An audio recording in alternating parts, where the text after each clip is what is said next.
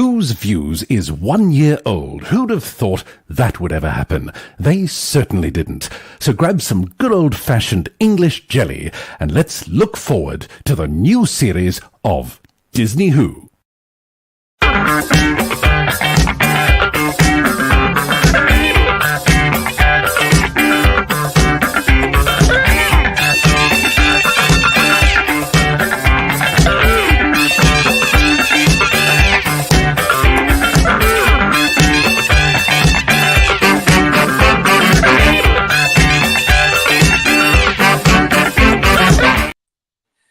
Hello, everybody, and welcome to Whose Views. How are you doing? It's nice to see you. Come on into the chat, everyone. It's time for us to actually just get talking again, because not only is this Whose Views' first birthday show, our very special first birthday, but in a few short hours' time. Yes, I know you're all waiting with eager anticipation, but it's in a few short hours' time. At midnight on BBC iPlayer and at sensible times everywhere else in the world, this fella turns up as he continues his adventures in time and space. Yes, this is it's the 15th Doctor. It shouldn't be. It should really be the 13th in my eyes, but there, I don't know. It gets complicated, doesn't it? Complicated is not the word. It gives me a headache thinking about all this. So, as you can see, I'm with Kirsty, and with Phil, and with George, and with Paul, and I'm with Bedouin. Nice to see you all. Hello, hello. Hello. Being here. Hello. Kirsty, show everybody your glasses. Go on. Fabulous. Didn't you love the way she did that? Yeah. With a flourish. It was beautifully done. As though she was at Cannes. Yeah, absolutely. Well, it's lovely to see you all. Thank you for joining us. And as ever, I want to say a huge thank you to everybody that has sent us emails saying happy birthday to us, all the comments, or all the messages. Wherever. Thank you so much. You can get in touch with us at whosviews1@gmail.com. Again, huge thank you to everybody for subscribing. We are well over the 600 subscribers now, and long may that continue. So if you are watching us and you haven't subscribed yet, please do. It's free to subscribe. Press that button, ring that bell. And I just want to say a special thank you as well to Adrian Hawthorne, because he sent us some little diagrams for our first birthday. This starts with this one. So thank you for this, Adrian, where it says, Doctor, I love you, from the Doctor's companion there. And the Hartnell Doctor comes back saying, come, what's this nonsense? Now you forget all that foolishness, young woman, and help me prepare these space gloves. Drugs. I love it. So thank you for Adrian for that one. And he's also sent us these two as well, which are coming up. Oh, hey, hopes. Can you see them? Oh, wow. Yeah, so there we go. They're all there for you as well. I like the one with the space sword. It's great. Lovely, yeah. Yeah. So, look at the size of that thing, Jamie. That's it. Yeah, exactly. yeah. Oh dear, the things that go on. But so, Adrian, thank you so much for that. Really, really appreciate that. I also want to say hello and thank you to our local poet laureate, our Whose Views poet laureate, which is Mark, of course, Mark Milford, who sent us a poem, which I'm now going to read out to you. Thank you very much. This is a Whose Views Rewind, celebrating a year of space and time. Today marks a milestone. One fantastic year has passed, celebrating Whose Views and its weekly broadcast. Through a vortex of memories where past and present blend, Whose Views has become a home for all our Whovian friends. Showing us the Whoniverse where time and space intertwine, each episode a new adventure that's perfectly designed. With news, photos and plots to reassess, and Who's Master putting our memory to the test. For moments at a time, we're on a nostalgic spree, becoming our younger selves, hiding behind the settee. Recalling tales of brave companions and plots so bold, of the madman in a box whose adventures never grow old. What a joy it is when you review our favourite stories from the show, if only to hear exterminate, excellent, and reverse the polarity of the neutron flow. So cheers to JT, Ian, Paul, Kirsty, Phil, George, and Garbage for all that you do. Our hearts are forever grateful to this special TARDIS crew. So here's to another year of Whose Views where fans find their bliss, because a show full of Whovians is something too good to miss. Well done. I was wondering where that last bit was going, but that's superb. Yes. Oh, bless him. So thank you for that. I really appreciate that, Mark. Lovely to hear from you. And yeah, he is our official Who's Views Poet Laureate. And you can tell why, can't you, everybody? Absolutely fantastic. Hello to you all in the chat. Who's in the chat then? Let's have a look. Where is Ian tonight? Is saying, well, Ian has had... He's had a technical issue and his computer's gone fizz. He's in a time, Eddie. Yeah. Yeah. Does this mean he's not going to be able to access the iPlayer at midnight? Oh, what a shame. Oh, no. Oh, yeah, what a shame. Perhaps one of us could tape it for him and drop it round. I wonder if you fixed it so it did that deliberate. I don't know. Well, that's 6 viewers they've lost. Yeah. Simon is saying that poem At was least. awesome. I love it. Thank you. X-Men 577, have I come in late? No, you haven't. Not at all. We've only just started. It's nice to see you. Stephen's with us as well. No staying up till midnight. Going to have a nice sleep, dreaming of touching grass. That's going to be interesting when that all happens, isn't it? We've got... yes, so there's yes, thank you. There's a Mark there as well saying very nice and well done to Adrian too. So thank you all for coming into the chat and for all your wishes there. Let's keep going with this now because yes, did you see that yesterday Disney actually had a little swanky type Hollywood show busy type party as they premiered Doctor Who? I don't know if you see this. Can go on, George? What are you saying?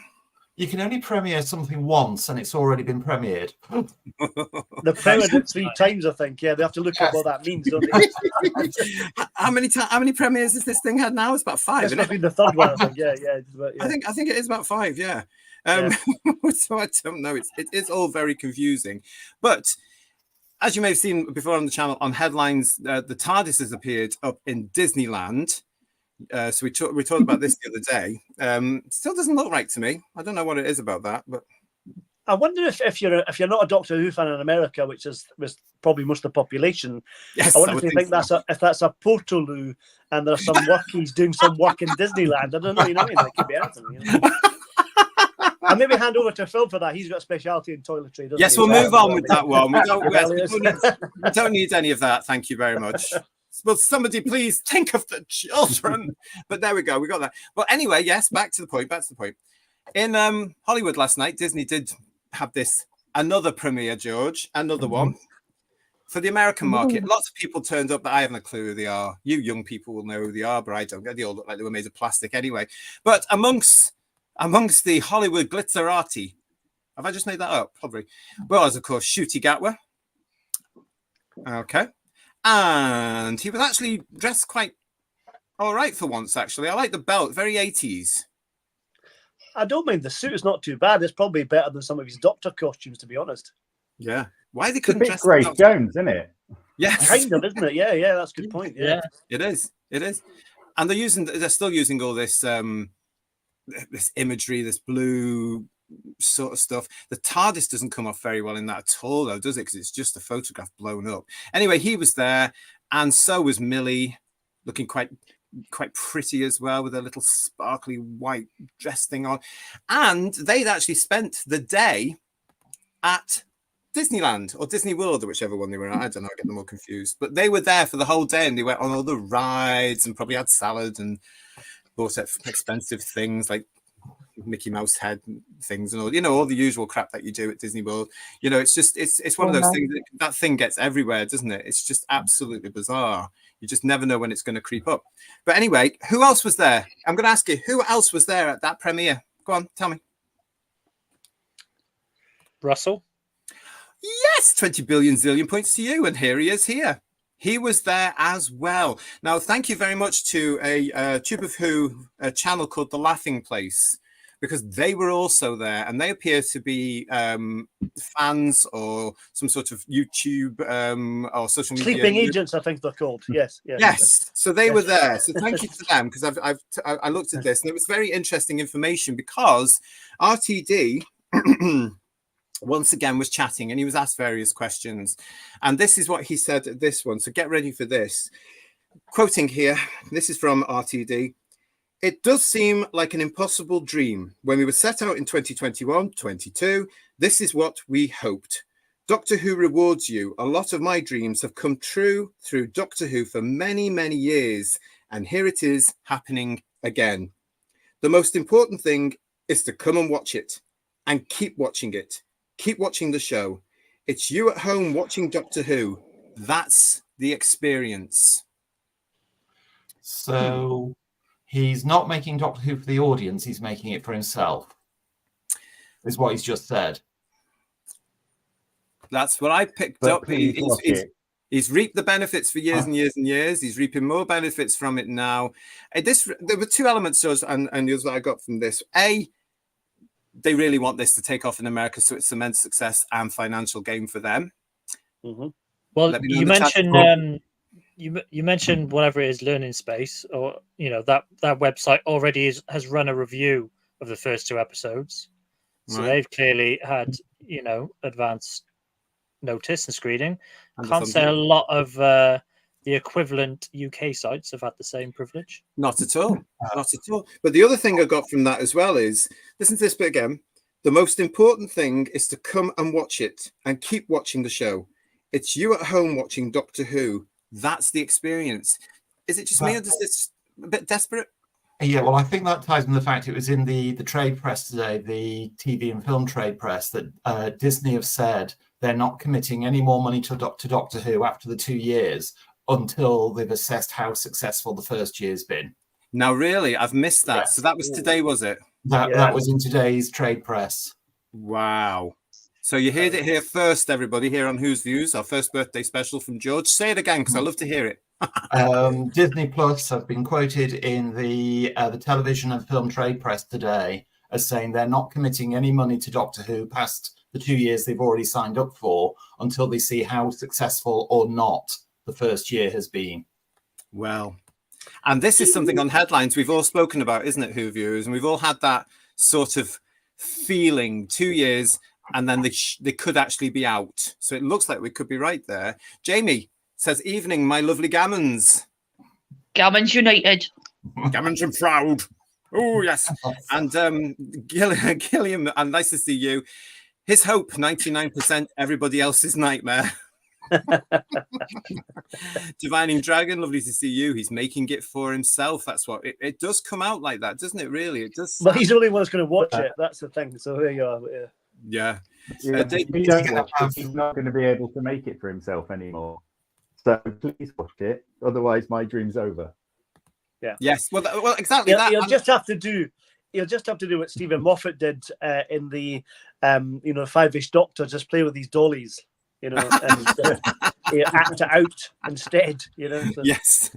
But it's not just RTD, is it? Because the people around him have an investment. I mean, if you look at the production company that they are in partnership with now, BBCStudios in partnership with BadWolf and Disney Plus. BadWolf, I mean, their interest is to make it big in America as well, isn't it, for productions for the future? Limekins is with us. Hello, Limekins, nice to see you. And Stuart is saying to us here, doesn't he look tired? Oh, he's been doing all these interviews, hasn't he? He's been promoting the heck out of the show. Yeah. Data the Baser was saying when I was saying guess who else was there, Joe Pasquale. But now actually though, mate, Data, we're in that territory again now. We don't joke about that because he could be the next Doctor Who. Could indeed, yeah. The way we're going. It's interesting noticing some of the interviews that Russell's been doing. I've been flicking on the Tube of You, and there's been lots of interviews with podcasters who are very much in his supporting the new series, which is really interesting. There's been not any people saying any bad words about it at all on those interviews. What other option has he got but to sing to the choir now? Exactly. Yeah. This is what we call tripling down, isn't it, really? That's what's going on now. We've got Neville here. Hello, Neville. It's for himself and his like-minded mates. It's certainly not for us. I'd agree with that as well. And Just Jordan, lovely to see you, lovely. They tried that with Torchwood and it turned to, she's saying a naughty word. For the most part, excuse my language. You are excused, my darling, because it's the birthday show. But you were right. You're absolutely 100% right. The Torchwood American version was absolute crap, wasn't it? It was awful. Yeah. Never got through the all 10 episodes. No, I didn't either. I think I got to the third or fourth and just thought, please, I can't be. I think I watched all of them. I can't remember a bloody thing about it. That's the thing. Yeah. Gary is with us as well, always saying it as it is. I'm suffering from RTD syndrome, which is right twat depressed. There's loads of these things everybody's coming for. And X-Men 577 is saying Doctor Who is going to be a flaming dumpster fire, so no more Doctor Who after that. We've said it before on the show. My personal opinion, X-Men is basically the 2 that Disney have paid for, and then BBC Studios will stagger in for a third with 3, 4 possibly specials. End of. That's what I reckon. I'd like to say thank you to my sister. Happy first birthday, Who's Views. Thanks, sis. Yes, see you a bit later for some cake. What else we got here? What else we got? A bit crispy around the edges for Gammon, says Neville Watkins. I hope in a good way. Thank you very much. The sun has been out last. Yes, we've all got a bit of sun. Yeah. We've also got here, hi everyone, sorry a bit late. Happy birthday, Who's Views. Thank you, Nathan. It's lovely to see you. And Stephen is quoting, he's like Professor Saroff. Nothing in the world can stop me now. But actually, if you go back, Stephen, if you haven't seen it, on headlines recently, he was actually quoted as more or less saying that, wasn't he, Paul? He was indeed, yeah. He's got all megalomaniacal, isn't he? I'm sure he was already originally, but he's just sort of. The difference is Joseph Firth was good at it. The jury's out on that one, George. Okay. Joseph Firth was entertaining. Yeah, okay. This is going to be a fun show, everybody. If you haven't already liked it, please do. If you haven't subscribed to the channel, please do. We've got a lot of you watching us this evening. This is Who's Views. Thank you very much for joining us this evening. This is our first birthday show. And in this show, we are looking forward to the series that will be arriving on BBC One in just a few short hours at midnight and at sensible times everywhere else in the world. And we're asking, is Doctor Who currently on life support? We've just actually sort of touched on it there. So it looks like with what George has just told us on the show, yes is the answer to that. So thanks for joining us. Good night. No, I'm kidding. Well, they've already got an episode called Flatline already, so that's all we need. Absolutely. DD is telling us here, Van Dragon said he needs volumes of viewers to keep insulated. He really does seem over the last, they all seem to be saying, please watch the show, please watch the show. And it just got to me a little bit that it was a real case of, are they playing that a little bit too much? Have they just suddenly twigged that people might not tune in, maybe? Well, I think telling the audience not to is their own fault, isn't it? Yes, exactly. But also, surely they must know this is Monte Carlo or bust. Bust, definitely, yeah. Yeah. The thing is, in all these interviews, they've not actually given us a reason to watch the show. No, do you know you're what, right. Do you know what I mean? Did you not see the trailer? Said, oh, all of this is coming up, or this person's back, or just yeah. There was a recent trailer, a wee snippet of Mel, which was encouraging. Yeah. Mel. Yes, that's one of the things. Oh, Decadent Dave, can I just say you're not late to the party? We've only been on for 18 minutes. You're absolutely fine and dandy. We're just warming up because coming up very soon as well, I'll let you know when to get ready. We are bringing back your favorite and mine. The ratings game will be with us very, very shortly. So that's going to be fun. Oh, yes, it is. I couldn't decide whether the ratings game would be 0 million or what. Anyway, we're going on to all that. So, yes, not long now, everybody. We've got all that. One thing we've all got to remember to do over the weekend is this.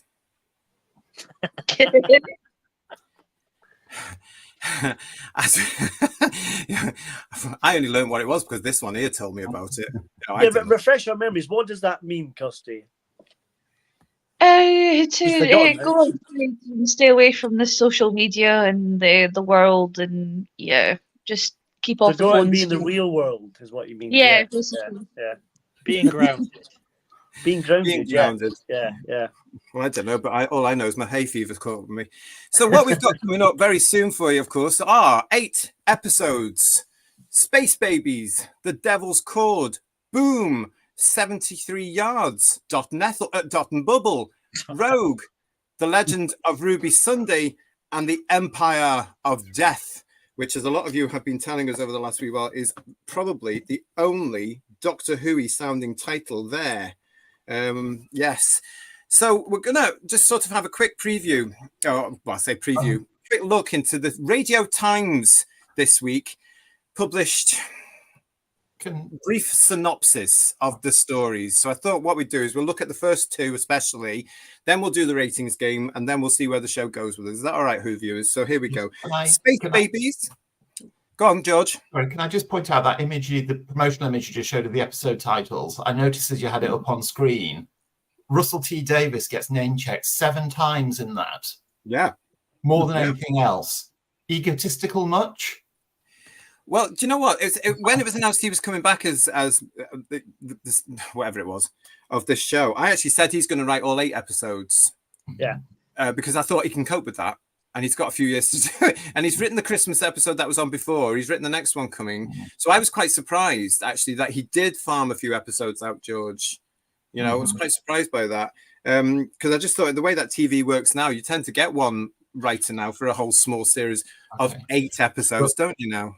Yeah, but my many years in the theatre and entertainment business, the golden rule of 3: you never credit or name check something more than 3 times on any one bit of publicity material.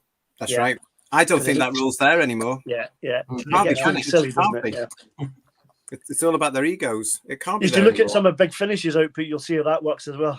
Yeah, but in our day, of course, as we know, if Barry wrote a script for Doctor Who, he'd probably change his name, or it would be after his time in there. Or if Terrace did, he would change his name because of the guidelines, the rules that they had to actually, obey. But it doesn't matter anymore, does it? Right, so this is from the Radio Times. This is episode 1 of all new RTD2 Who, Disney Who, season 1, series 14, whatever you're going to call it. Here we go. I know you're thrilled. Here we go. Far away in time and space on the colony world Pacifico del Rio, trouble is brewing in orbit, miles above the citizens' heads. And when the Doctor takes Ruby on her first trip to the far future, they discover not only the puzzle of the space babies, but a terrifying bogeyman and a secret that needs unraveling before time runs out. Okay. So that's Space Babies. That's what's coming later on tonight. How does that make you all feel? Well, it sounds like he's taken Millie to mother care or something. It's weird. Well, it sounded like to me it's going to be a 45 or 50-minute Wham video. How dare you insult Wham? I love Wham. Dare you? Club Tropicana, the video there was a classic. How dare you do that? But apparently this is also from that particular episode. So they must start with a sort of trip beforehand, wherever. So this is the one, of course, with the dinosaurs and the valley. I mean, that there is obviously filmed in a garden centre somewhere, and then it goes on to a little bit of CGI there for you, What's interesting about this, when they did Deep Breath with Peter Capaldi with the Tyrannosaurus Rex, the effects in that were better, and that was without Disney money, which is interesting, don't you think? Those effects were brilliant, weren't they? Yeah. They were really, really good. Yeah. What's this? Thank you to Dalek, I Love You. Maybe the best way to gain viewers is probably for him and his cast not to insult us and tell us to switch off. Yep. That'd be a start. Would you? Absolutely. Hello to Tardy Spider, who's saying happy birthday. Hello, it's nice to see you. Hope you are well. Who else we got here as well telling us about this? Jamie is saying to us, Doctor Who is the mid-show that cannot die. Roll on another 14 series. I think we're wishing there for 14 episodes, to be honest. Well, yeah, I can go with another 14 series of Doctor Who. That would take us up to the Talons of Wen-Chiang, wouldn't it? That's perfect, yeah. Yeah. You'll never see its like again. John Mason, RTD, has lost his mind, allegedly. And Problem Being is with us as well. Hello, Lee. Nice to see you, mate. Hope all is well. Fabulous. What we got? Yeah, so I'll probably pass out before midnight or touching grass, as Data Debaser. It depends what kind of grass you're talking about, isn't it, to be fair? Allegedly. Yes. And Demolkin is saying to us here, all I remember of the US torture was some giant flesh chasm in the earth. And Jack having it off with some Italian guy with a wonky. I don't even remember all that. Do you remember that? It's far more exciting than I remember myself. I think he's lured me in with that, Sinnock. Yeah. I'll have to go back and revisit this. All right, player. A wonky eye and a fleshy chasm. You'll probably be able to get it on $3.99 now on DVD or something because it was so long. Did they show that on Channel 5 in the red triangle zone? Hello, Alicia. Nice to see you. Thank you so much. Nice to see you. And hello, Michael, who's saying hello to us as well. Nice to see you, Michael. Thanks for joining us again. So that was the Space Babies. Yeah, I mean... Sounds thrilling, doesn't like it? fire. Oh, Andrew's here. Andrew's here. Andrew Gledhill's Models and Random Stuff. Hello, mate. The next 4 episodes of Clarkson's Farm have dropped. I'll be watching those. No, cheers for that. My weekend sorted. Are they for an hour each as well? He's quite entertaining sometimes, that fool, isn't? Oh, that man, rather. I think we're lucky, GT. I think the episode's only 45 minutes, which is just too much anyway. But 45 minutes is plenty, isn't it? It really is. Yeah, it really is. So this is, I mean, this is famous now as well. If you saw our chat recently on a recent headlines, you'll know that Space Babies got 3 from most of the UK media, 3 out of 5 from the UK media that actually looked at it. 3 out of 5. I mean, this picture just puts me right off, to be quite honest. And we've mentioned it before as well. There's echoes of the past in this episode. Yeah. They are quite blatant as well, aren't they, really? Yeah. It would surprise me, though, in the finale, the Space Babies are Daleks, and that's what happens. And this is all a dream or some crap like that, no doubt, yeah. So, yeah. Yeah. We will, of course, be looking at all this, but I'll be asking you all, did you see any familiar patterns in these episodes as we get into this when we come back to start our reviews on Sunday on this channel live at 7:30 when we were going to be reviewing all that, because there are familiar things here. There are patterns that RTD seems to be putting into these episodes, which I think a couple of the UK media also picked up on, didn't they? Yeah. Raymond is saying to us here, happy birthday. Nice to see you, Raymond. Thank you for joining us. Lovely, lovely, lovely. There's so many of you in the chat. It's absolutely fantastic. So keep those chats coming. Limekins is saying, whilst I am skeptical, I will be watching tonight and I will decide after whether I've been traumatized by my own decision. Good for you. Yeah, I feel like that as well. Yeah. Yeah. And then come and join us for the review and let us know and what you thought about it. And Matt, the Silent Wee Music King Space Baby sounds like a stupid idea for a story that should have been thrown in the bin instantly. What? I mean, just the title. It's just like yes. But what gets me about it, Kirsty, is that maybe 19 years ago, a story called Space Babies would have been thrown in the bin. Yeah. Mm-hmm. You know, it's not a thing title. It's not something. I'll eat my hat if it's decent, but it's not an opening. It's not gonna. It doesn't grab. Doesn't light my fire. Doesn't light everyone else's in the panel's fire. It's not for someone who's going to pick it up the first time tonight. It's not going to bring you in. Okay. Yeah, and the boys are right from headlines that it's. If you'd had more episodes, you'd had more time to do like a light-hearted one. Yeah. You need to do something punchy, and this just doesn't give anything. It's not giving any energy to us who are actual fans, let alone people who are fans that are going to pick it up the first time. Okay. Yeah. Those of us of a certain generation imagine the Target book, Doctor Who and the Space Babies. And an exciting adventure of the Space Babies, I'd imagine, yeah. I mean, even with a cover by Chrissy Kilios. Yeah. And yet, strangely, you might jest, but the Target novels are on the way. They are all on the way already. They will be you really have to be careful what you wish for. You really do. The Target novels have been announced. They are on the way. We're going to be looking at them at some other show at some point because they're not lighting our fire right now. Let's get the series out of the way first. But they are on the way. They'll be with you before Christmas in another attempt to market this show, I think. John is saying to us here, they lost their supposed moral high ground and now they are going to lose the show. It's a good point, isn't it? I mean, we can't be the only ones that are feeling there is a sort of sense of it's not setting the world on fire, is it? There is a sort of sense of reluctance here, or I don't know. Well, like you said about Formula, he's following the patterns of putting a light-hearted one on first, like he did with Partners in Crime or New Earth. New Earth was terrible, in my opinion. I hated that episode, but it's kind of he's trying to make that light-hearted and slowly drag the audience in. But as Kirsty said, it's 8 episodes. They're not 14. They've not got time to develop it. You want it to be each episode to be the best Doctor you can possibly have in 8 weeks, but you're not going to get that, are you? No, it's going to be a challenge for them to pull off the fact. Here's your Doctor. This is where it is. We'll look at that more in the reviews. Simon is saying to us here, I'm getting a few bottles of Greek red wine, so I will be Sparko or so drunk I will like it. Now, don't go mad. What a great idea. It's not worth that. It's not worth that effort. That's probably the best way to watch it. Yeah. Yeah. That is receiving. And every What? time there's a kind of a controversial thing, take a drink. That's what you should do. Yeah. So.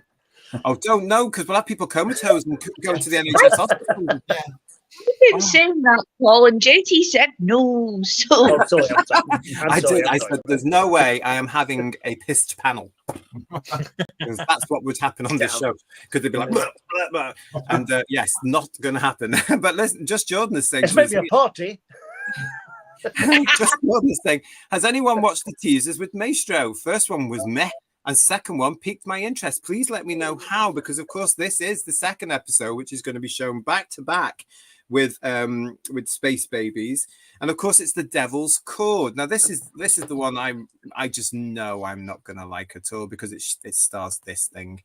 This of course is Jinkx. We have spoken about this poor fella over the last goodness knows how many editions of headlines. He's obviously a very confused man.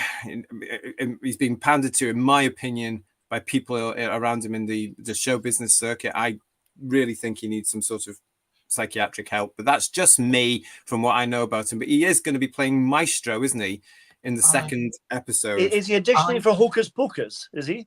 Oh, I was going to say, I'm seeing Helena Bonham Carter as the Red Queen from Tim Burton's Alice in Wonderland there. Oh, God. It could be her wig. It could be her wig. Yeah. You never know. You never know. But so this is the Radio Times synopsis for The Devil's Chord, written by Russell T. Davies and directed by Ben Chessel. I don't know who that is, but it's the 11th of February 1963, the day the Beatles recorded their first album, Please Please Me, at the EMI Recording Studios, later to be renamed Abbey Road Studios. And who's that pushing a tea trolley to spy on this famous event in history? Yes, it's the Doctor and Ruby, simply on a mission to have fun and enjoy a great moment in music. Except this is Doctor Who, and soon things are going wrong, not just for the Beatles, but for Cilla Black too, because waiting in the wings is the awesome and terrifying Maestro, a creature so powerful that even the Doctor must run and hide. Yes, I can see you're all very excited by that. I think we all need to run and hide, to be honest. I think if you were a kid, you could probably find that quite scary, kind of a la Cruella de Vil, but I get scared for different reasons. Oh, really? What? Just because of the performance, mainly. But yeah, it's so bad. Yeah. I mean, the teasers are out there at the moment with this, and I have to say, it's exactly what I expected. Over the top and hammy from Jinkx here as Jinkx Monsoon, the drag queen. Every image I see of Ncuti Gatwa, to me, it looks like he thinks he's got a gig modelling for Freeman's catalogue. Yeah. You're not alone with that. A lot of Who viewers have actually said that. You know, the Doctor is this time around a model. Because Well, Black's in it. do a swimwear episode. don't give them ideas. That's coming. That's coming at some point. I'm sure it is. Yeah. As Third Doctor Ian would say at this time. Copyright Who's Views for that particular one. Hello, Pete. I'm thinking Mankini comes to mind, obviously. Please make it not. Happy birthday, Who's Views, on all on the panel in the chat. So to play, I'm mowing the lawn. You're touching grass. Woo! How exciting for you. Hello, Pete. It's nice to see you. Limekins is saying to us, I get a horrible feeling I'm going to be watching Carry On Up the TARDIS. Excuse me, the carry-ons are entertaining. How dare you? If only it was Carry On Up the TARDIS, Yeah, maybe that would be better. Yeah. As Gary is saying to us, the bloody Teletubbies. And what's this from Simon L? Simon saying to us, you only have to look at the Time War arc to see how much of a narcissist RTD is, as it's based around his abandonment. Oh. Ooh. It looks a bit like it's going to make season 24 look like it's produced by Philip Pinchcliffe, don't you think? Yeah, absolutely. That's going to be so much better in comparison to this. Yeah, it is really. What culture, says Gilliam, are reporting 100% on Rotten Tomato from the critics, and yet in the UK press, this got 2 out of 5, as we reported on headlines. Now, Paul, you've got some update on Rotten Tomato, haven't you? Yeah, I was kind of joking earlier. I think Disney bought Rotten Tomatoes to make sure they got 100% rating, because before I think Jodie got 3% or something. So actually it's 0% at one point. Was it 0% at one point? Yeah. So it's kind of it's swung considerably the other way, which is really surprising, because I think the quality is much worse. And I never thought I'd say that. I'm pining for Jodie considerably, and that's saying something. Oh my goodness! Yeah. Maybe we should have had drink in this episode. I'm not Yeah, sure. yeah, maybe we should have done. Yeah, because I'm going to need some counselling after this. I'm telling you honestly. Yeah, definitely. Well, Rotten Tomatoes are famous for being bought to ensure that a production gets the score it wants off them. Yeah. Well, I think that's one of the shill media thing revolved originally around the whole Rotten Tomatoes thing, didn't it? As well as other people as well, a few years back. Is that where all the Disney budget's gone then? Yeah, bribery. Yeah, allegedly. RTD is pulling stories out of his arse, says Decadent Dave. Okay. And John is saying, I won't be watching. I've just lost the love for New Who. You're not alone on that one, are you, at all? And Divine Dragon is telling us, I refuse to pay for Disney Plus and don't have an iPlayer, so I won't be watching. And hello, Douglas. Nice to see you. He's joining us. You haven't missed much at all. No, not at all. On the subject of Rotten Tomatoes, I just Googled who actually owns it. And apparently it's 25% Warner Brothers Discovery and 75% NBC Universal. Didn't I read somewhere that Warner Brothers Discovery and, this might be bollocks, and Disney Plus were joining together because they, to like put out one package? Did I read that, or is that nonsense? I don't know. Yeah, no. The Disney Plus are definitely joining it with somebody, whether it's Warner's, I'm not sure, I can't remember, but there's certainly something happening along those lines. But that'd make sense then, wouldn't it? Because it would make sense, yeah, it would. Yeah, it really conspiracy. would. Yeah. There you go. Yeah. Well done, Phil. Good bit of reporting. Copyright, Phil Cook. Yeah. And also we've got here, Paul is saying to us, Paul Routner is saying to us, Rotten Tomatoes are hardly the last bastion of impartiality in the world, so I would pay no heed to that. Yeah. We're not going to. What matters is all our opinions on this show. Absolutely. Yeah. The panels and yours, Who viewers. That's all we care about. Divine and Dragon is also saying the series needed to start with a punch, and it's starting with bunny slippers. That's a great way to talk about that, actually, isn't it? Because you've got the space babies, and then you're going into this gimmick with a drag queen, which is called the Devil's Chord. And I've heard stories as well that apparently this season's shooty light, and I find that hard to believe. Really, I know he's busy, but even so, they're doing 8 episodes. William Hartnell did 42 episodes a year, and he had a couple of weeks off here and there. That was a stint to do, but 8 but they're all wimps that. today, aren't they? Yeah. They're all wimps. I tell you something, everybody. If you are an original Doctor Who fan, like the majority of us are here, there is something that you do need to look out, of course, for the Devil's Chord, and it's June. Yay! Legendary costume designer June Hudson makes an appearance in the Devil's Chord. This is the bit where she gets smashed down into whatever happens to her, where something nasty happens to her, something horrible. But June's in there, so that's something to look out for, isn't it? I hope that June does what Colin Baker did to the Cybermen at the end of Attack of the Cybermen to Maestro's character if she comes back from the dead and gets her revenge. That'd be great. I'd pay money to see that. Yeah. So yeah.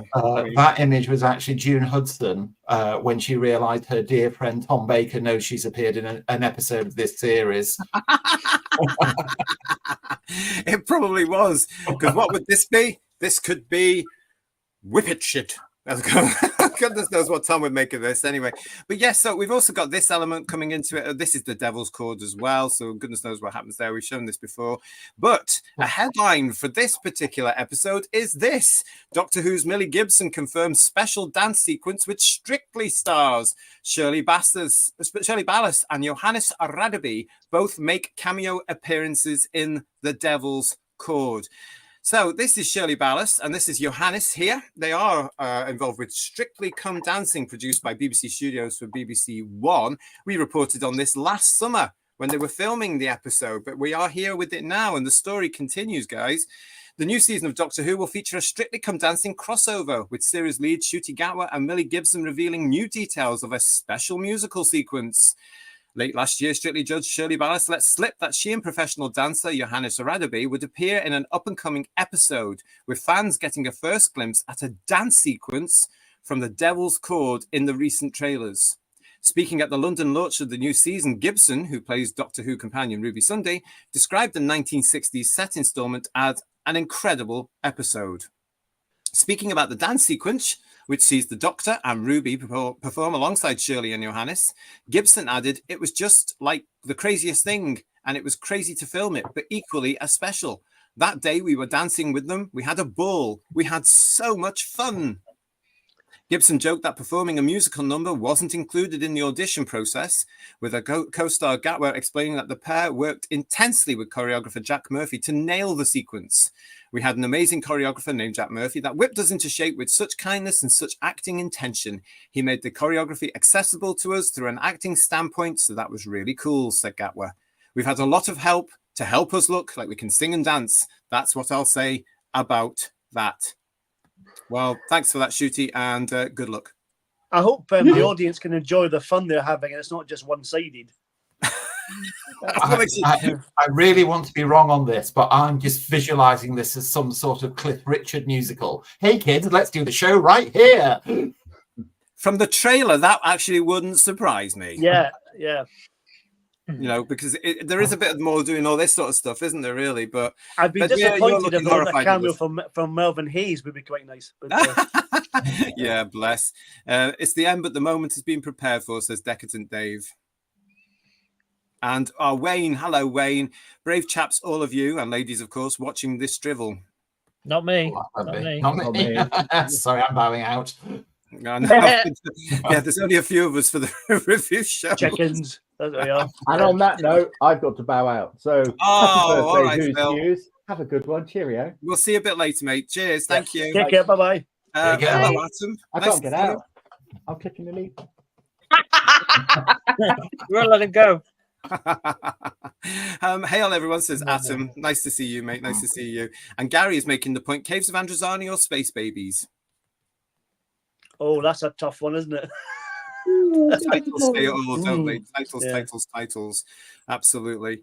We've got here as well where Pete's saying, I want to know who changes the Space Babies nappies. Well, apparently that is actually in the show, Pete, in the episode it explained. There'll be a machine. Yeah, absolutely. So that's all there. Wonderful. Okay, what have we got here as well? Oh, hello. I'd like to say Reptile Insane. Is JT a bigot? What makes you think that? Do explain, and I'll let you know. No, it has been. Yeah. As usual, it's all going to be things like if you don't agree with us, you're an ot, an ist, or a phobe. Well, I've got news for you. I'm a homosexual, so no. Well, I can tell you, if you're part of the TQ cult, love, you certainly are. So there you go. Right, go and watch our other shows for a full explanation. Sorry, can I just interrupt for a minute? Yeah. With a follow-up comment from Reptile Insane. I just don't understand why people who don't like the show and haven't for a while don't just move on. If comments like this come into the chat, please feel free to look through the past library of shows that we have, because we do actually like and care about Doctor Who and are very passionate. And we do review some nice new Who and classic, and we've got merchandise and music. So please, if you're going to come into the chat, at least have some receipts to back up your quotes, okay? Thank you. Absolutely. And well said, Kirsty, as well, because this is the thing. We are Doctor Who fans, and we've been around for quite a long time. And just the fact that it's been taken over by the TQ cult, especially right now, and it's bent the knee to extreme left-wing ideology, most of which is fantastical nonsense, which you people have taken into your heads as gospel. That's what worries us, because it has no place in Doctor Who. Doctor Who is a science fiction fantasy show. It is not a soap opera. That's the all of it. So as Kirsty says, go and have a look at our other shows and look at the love we've got for all the other shows. But with this one, we don't want to talk about this nonsense, but they enforce it and they put it in, so therefore we will. As simple as that. And also as well, you see so many different fandoms of different IPs that it's all gone to absolute peak tongue with people fighting. We want you to bring your opinions in here, but at least if you're going to try and question one of us on the panel, and also JT as well, have your receipts ready and know your knowledge about us before you want to ask us questions like that. Absolutely. Because at the end of the day, we're here and you're allowed to express your opinions, because that's what we want. That's a place for none of this pandering what we've got nowadays. If you don't like this, then we don't like you. We want to hear your opinions, the good, the bad, and the ugly, but just at least have your receipts to back it up, because we will as well. Yeah, totally. We're all passionate about Doctor Who. We love Doctor Who. That's why we're so annoyed about it. That's why, you know. He's Reptile Insane is saying to us here, watching people be mad about stuff, no one is forcing them to watch. Nobody is forcing us to watch, but the thing carries the title Doctor Who. So we're going to look at it. They say it's the 15th Doctor. Had they had the balls to say this is a relaunch, it's a reboot, which actually it is because it's season 1. If this was Doctor 1, we could have probably dipped out.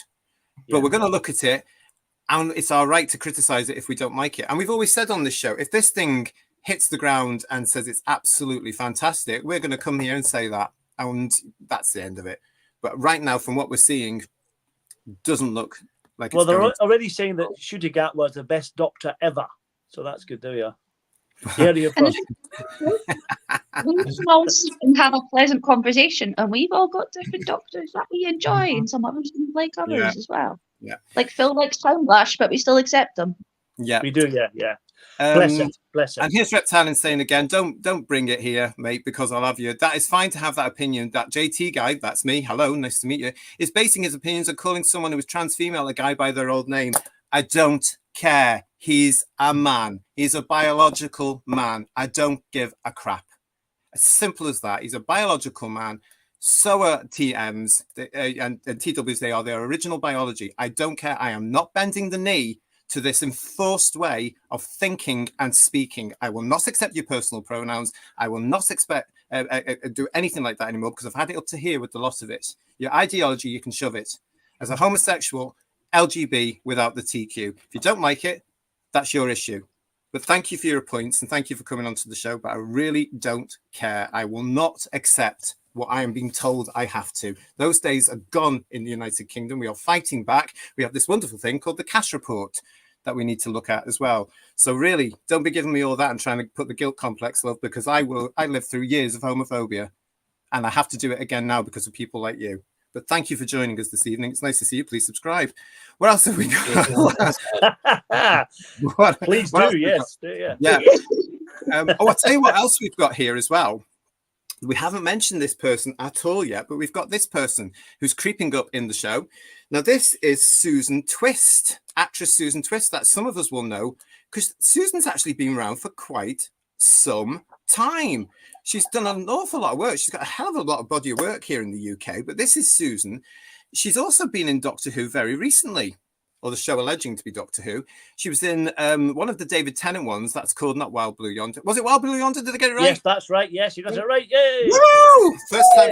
Thank you very much. She was in Wild Blue Yonder there with on the top right there.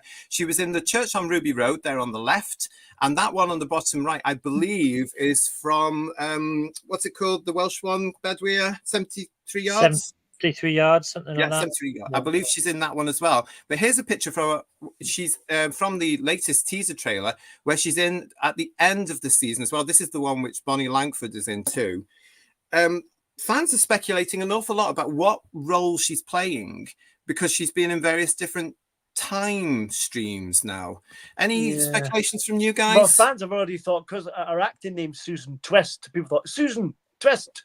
Oh, that's how fans read things into that kind of way.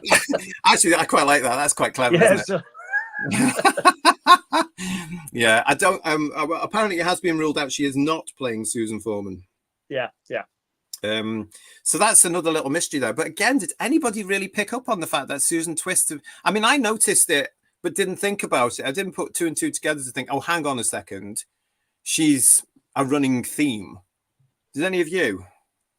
Well, I did after what. Well, obviously, I think our second appearance was in Church on Ruby Road, so it kind of connected a bit to me. But it was still a bit like, why though? Why? Yeah. Like, I hate these kind of mystery box things. It doesn't really work for me particularly. I much prefer just linear stories that make sense and actually explain things.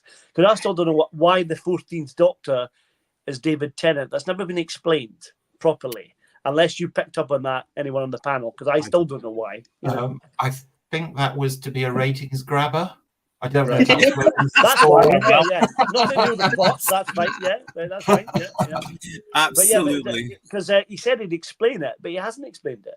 Of course. And apparently, David Tennant's not coming back. No. And we're going to be dealing with that subject next week in headlines, when we bring headlines back after this. Listen, we're going to actually right now for you, we're going to bring in the ratings game. Okay, this is the start of our ratings game for this series. Right. So what this is about, if you missed our shows of the Tenant things and the Christmas one, what this is basically you in the chat and the panel here tonight get to guess the rating for the next episode of Alleged Doctor Who. Now, just to remind you, the church on Ruby Road got 4.73 million overnight.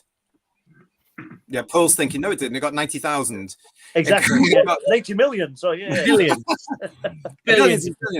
4.73 million overnight. Now, I'm going to explain very clearly, for those of you at the back, why we do the overnights. One, it's easier for the show because it's on a Saturday night and we talk about it and jest about it on the Sunday. That's the reason. But also because the overnights tend to show how many British people sat down on the night, how many bums on seat a show got. Now, some of us have experience in theatre and television, and that's always been the main thing. How many bums you get on the seats, you know, so that's the reason we do that. So that's what we're going to be doing. So I will be asking the Whotastic panel for their overnight rating for two shows, one for the Space Babies and one for the Devil's Chord. Let's have a think about it. Run titles. I hope.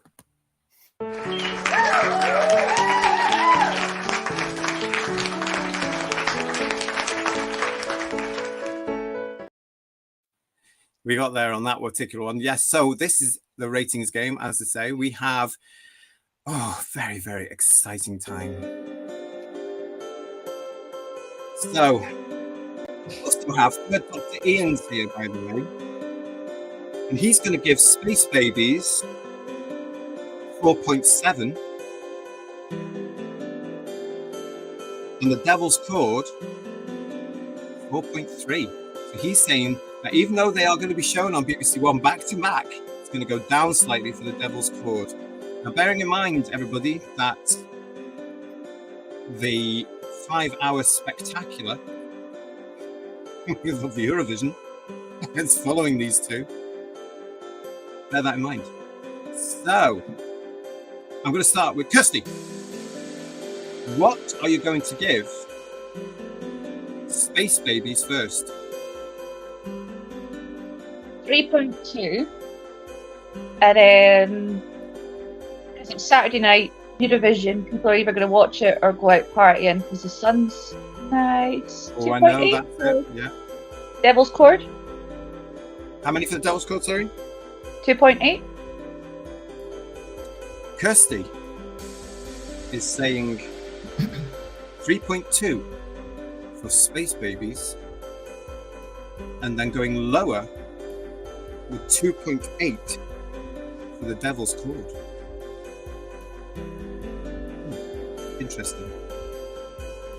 George.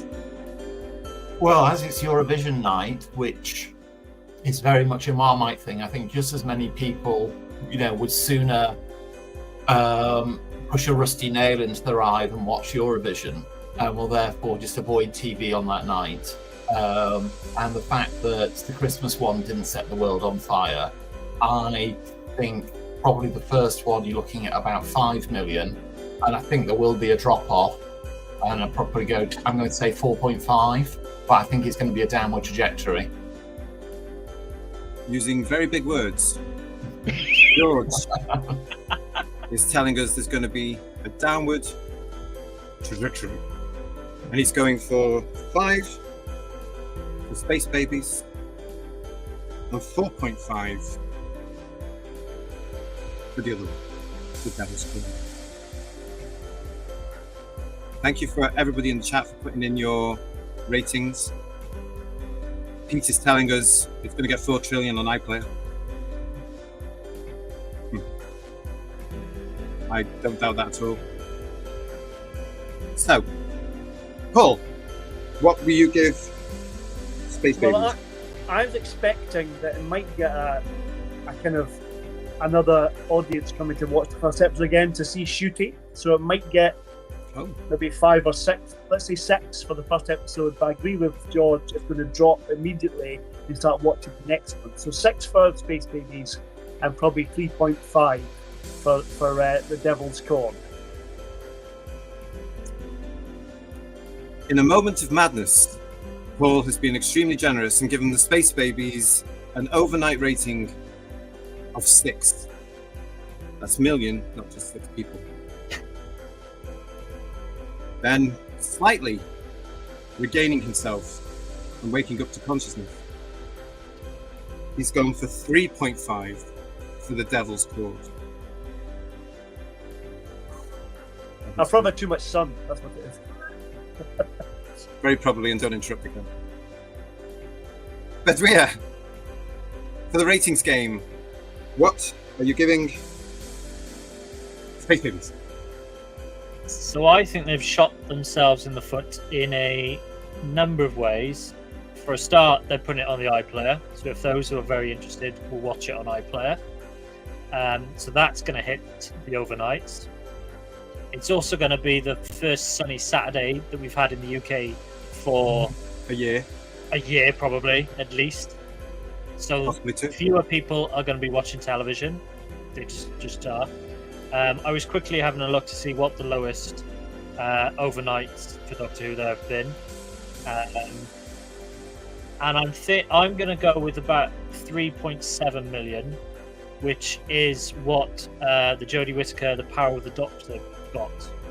I reckon we're looking at the same sort of ballpark figure because of those factors.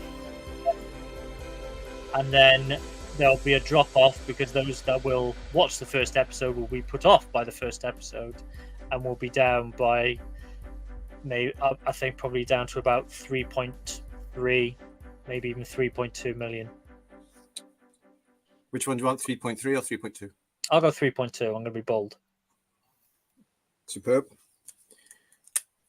Let's go to the chat. So excited. Tardy Spider is saying to Space Babies 4.23 and Devil's Chord 3.87. Jamie 4.5 million and 4.2 million. Quite healthy scores you're all giving these. Raymond is saying to us, first episode 4.3 million, and much higher for the second episode because people will tune in for the last 10 minutes to get ready for Eurovision. That will boost its figures. So 5.5 for the Devil's Chord. See, I don't see that. So if people are getting to get this whole putting it on before Eurovision thing, if you're getting together to sit down and watch Eurovision, whilst Doctor Who is on, that's the time that you're going to be catching up with people and chatting before Eurovision starts. You're not going to, get together at 6 o'clock. So you've got enough time to do that before you hit Doctor Who. People are just going to, they're not going to be tuning in. I can't see the connection. I'll be surprised if they publish the overnights, because they're trying to avoid this, aren't they? So they probably won't. Well, Paul, if you're right on that one, that means we've lost an aspect of the show on Sunday. Also, all the people who have already declared that Shooty, or as I call him, Shooty Dog Thing, is the bestest Doctor ever. Won't they tune in to watch it on broadcast as well as watching it 3 times on iPlayer between midnight and the broadcast time, just to help push the viewing figures up and prove that it is just the most popular episode of all time? Probably, but they've only got one television they can do that on. But... Yeah. Gary is saying to us there's hot weather predicted for Saturday too. Yeah. I'm really excited about that. I might even have a nice one. It's a fact that whenever the sun comes out, fewer people are watching television in the UK. Yes, because we very rarely see the sunshine over here. So your general audience ain't going to be there. No, it's not. Not at 6:20. They'll still be out doing stuff. Decadent David saying, is this like The Price is Right, higher or lower? Got it in one. Absolutely. Blatant rip-off. And... Allegedly. Thank you. Phil is telling us here, Space Babies 4.5 million, the Devil's Chord 6 million, again because of people tuning in for Eurovision a little bit early.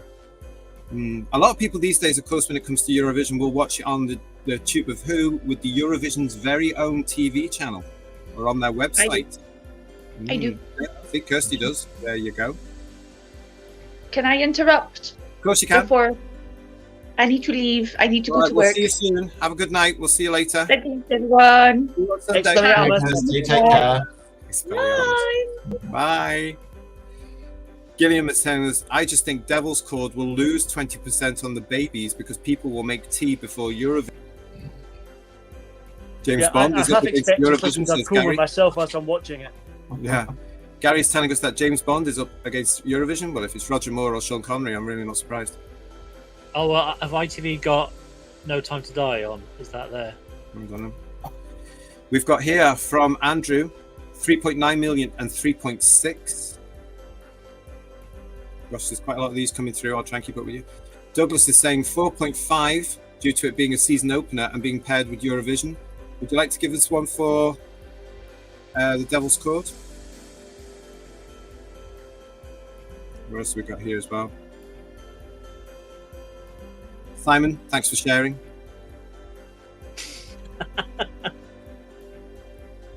That's a good Saturday night, isn't it? Some people pay for that, Simon. Space Babies, 3.5. The Devil's Chord, 3. They are my predictions, says Richard. Nice to see you, Richard. Thank you for playing. And Neville is telling us Space Babies will be lukewarm, Devil's Chord will be tepid. As long as they actually test it with their elbow, it's fine. Just Jordan, 4.3 for Space Babies and 3.9 for the Devil's Chord. I love how everyone is seeing a drop off from episode 1 to 2. No one is sticking with the same viewers carrying across. It's quite interesting. It is, isn't it? It really is. Gary is saying to us here 3.7 and 3.4. Douglas, as it's airing at midnight, are the midnight to BBC One broadcast iPlayer views going to be counted in that overnight score? No, they are different. Their views for iPlayer are not the ratings for BBC One. From our point of view on the show. Am I right in saying that you only have to watch a program for a certain number of minutes on iPlayer and it counts as a view? You don't. Yes. It's quite a small number. You don't have to watch the entire program, That's or right. more than 50% of it. Yeah, exactly. So there could be people rigging it by watching the first however many minutes it needs to be to totally. qualify, stopping it, go back, watching another few minutes. Okay, so it's not a level playing field then, is it? No. Not but that's, anymore, no. That's No. what we're looking at as well, because we do think that they're all going to be talking about, but the views like they did with Christmas. Yeah. Pete, 5.5 for Space Babies, but a drop to 4.8 for Devil's Chord. And Stephen is saying to us here, 3.3 and 2.2. That's a big drop. Wow. Very good drop.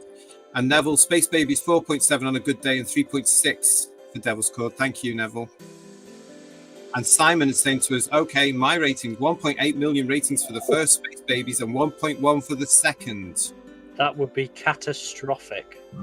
It wouldn't stop them, though, because they've got more to come. We've got here Space Babies from Nathan, 3.1, and the Devil's Chord, 2.5. Fantastic. Any more? Thank you, everybody in the chat, for doing this. Wonderful. I think we've got everything we've got there now. I was going to say, I think they're probably going to lump together the worldwide figures anyway, regardless of what happens on overnights. They will say it's been seen by 250 million people worldwide, and it's a big success, you know? But, yeah. Dividing Dragons adding here, Space Babies 3.6 and 3.2 for the Devil's Chord. Fantastic.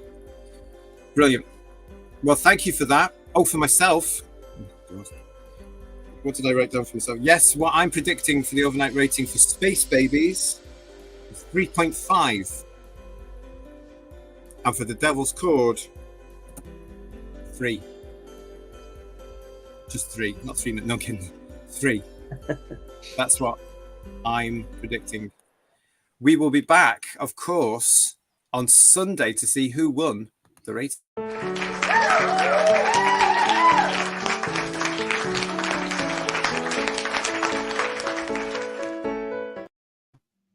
Wow, so thank you for that. The ratings game, of course, is back every week when we start looking at the reviews of the shows that are coming up, starting well, actually, the next one will be on Monday when we start looking at the Devil's Chord, because, of course, we've just done the first two.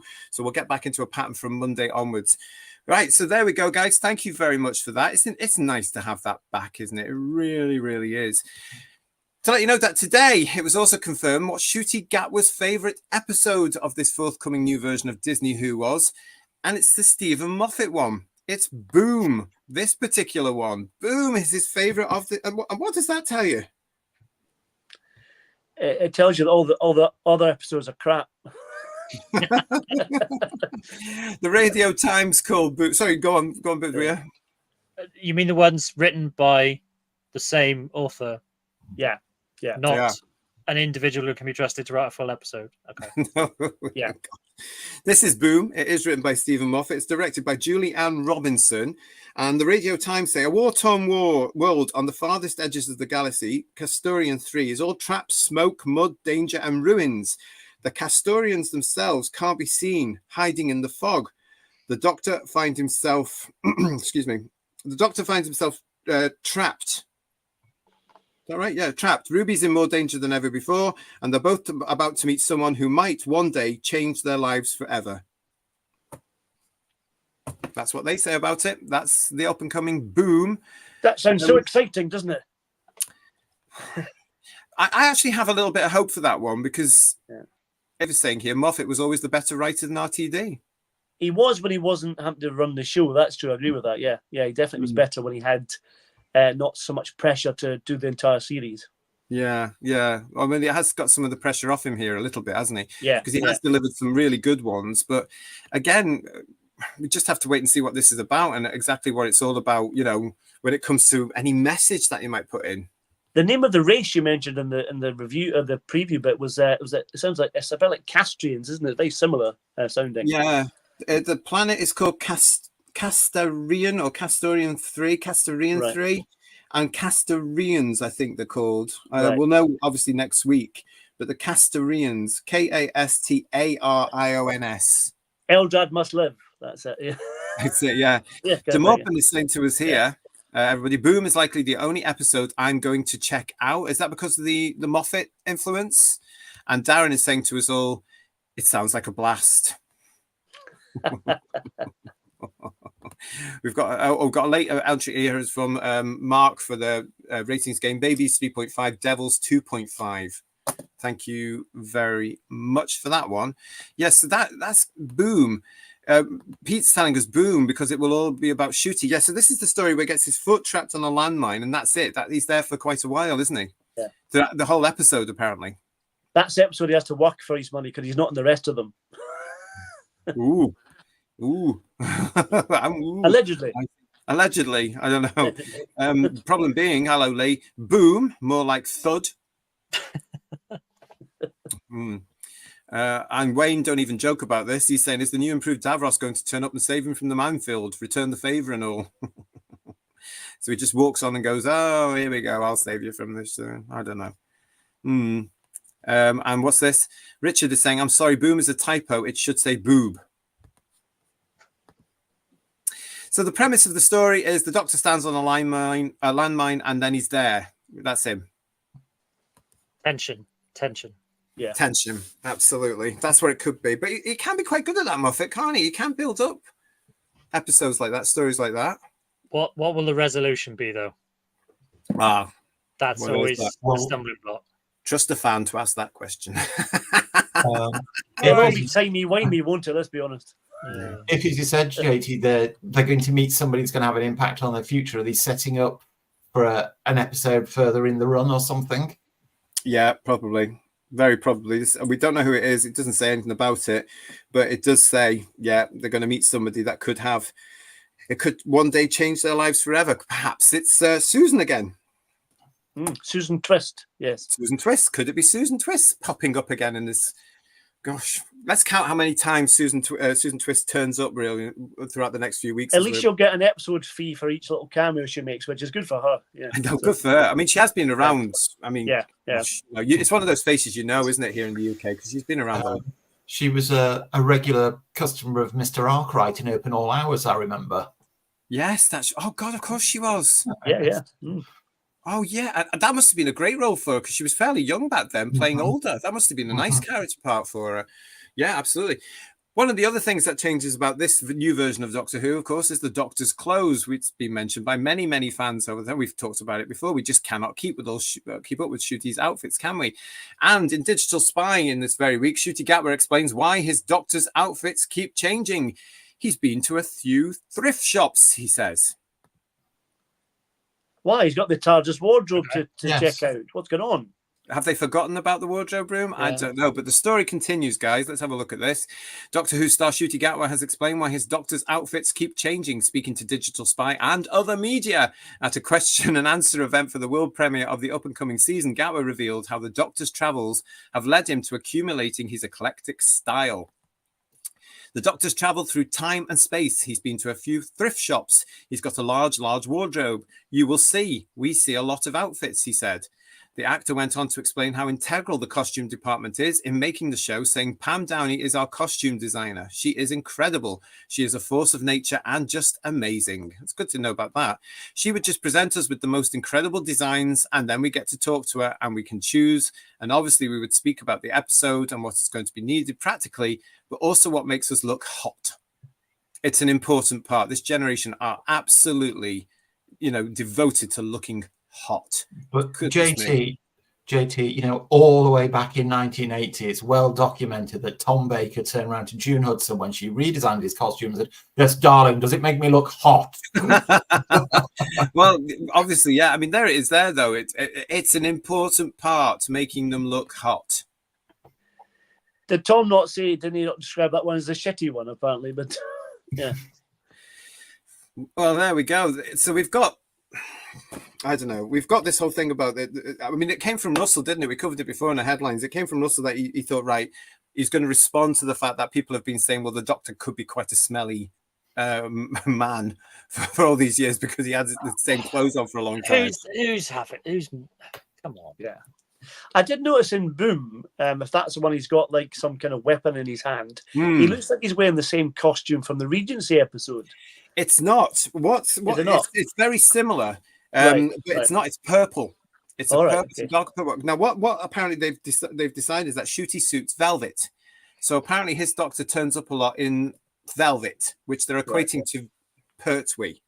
Yeah, so it's got that essence of the Third Doctor here, which Third Doctor fans may actually take to. I'm not too sure, but yeah. So it's purple. But the one that comes after that, this is 73 yards. Now, we don't know much about things about 73 yards and stuff, really, because they haven't really got to that. We've seen a couple of very short clips, haven't we? But this one, now, Bedouia, I'm glad you're here because you're going to have to help me with this one as I read this out, okay? So this is the TARDIS here. Now, 73 yards, written by Russell T. Davies and directed by Dylan Holmes Williams. I don't know if he's been on Doctor Who before, but there you go. This is apparently a Welsh folk horror. Now, normally I'd be quite excited about something like that in Doctor Who because it suits Doctor Who. Taking something like a Welsh folk story and giving it that Doctor Who twist, But anyway, here we go. The TARDIS lands on the cliff tops of West Wales. That'll be that. The Doctor looks at the waves crashing below and says it never ends, the war between the land and the sea. But in the village pub, now is this Ypren Moi?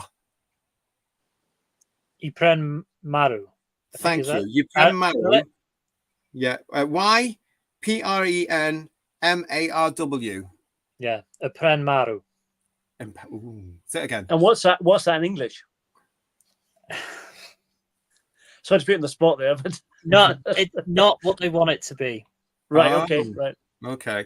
Well, here we go. In that place that he's just said, the local wise woman, Enid, has dire warnings. It's said that he walks through the gaps, the spiteful one. With the villagers living in fear of a scroll bearing the legend, "Rest in peace, Mad Jack," it's a tale of terror like never before. Now, this is the one where Dame Sian Phillips turns up as Enid Meadows. And of course, she's never been in Doctor Who before. So I was very excited about this particular casting when it was announced, whenever it was, a few weeks back. And we talked about it on headlines. But I'm quite looking forward to this because the premise, as I say, sounds good. And Dame Sian Phillips is in it, who I love to bits. I'm really excited to see her. Has everybody here read Scratchman? Yes, most of it. Yes. Yeah. Because there's some similarities to it. Oh, is there? I see what you're getting at. I see what you're getting at there.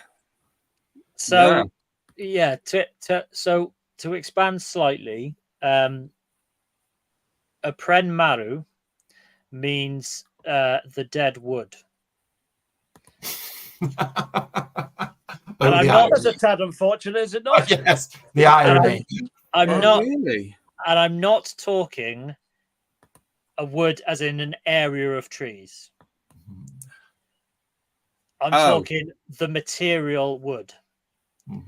What they were probably aiming for was something like the dead forest. Right. Oh. And clearly they've thrown this in Google Translate and come up with not in the same way that in Wales, if you go to certain Tesco's, their Welsh word for spirits is ghosts. Okay. So the word inside. So I imagine Welsh folk horror set in a forest, in a wooded area, but they've not quite got it right. So who knows what they come up with here? The potential for a scary episode was encouraging, isn't it? Because I'm concerned they're going to make it really vanilla. It is. If they're going to have a scary episode, that's got a lot of potential. It sounds fabulous, but will they pull it off? Which only works if you're watching at midnight and it's pitch black outside. But if you're watching at 6:30 and the sun's blaring, in the at the end of May, it's going to be as effective. Well, some of our fellow fans will, of course, be watching at midnight, because don't forget, this thing is going to be dropped on iPlayer at midnight here in the UK. Data is saying to us here, The Demons was great Who folk horror. Absolutely. Yeah, absolutely.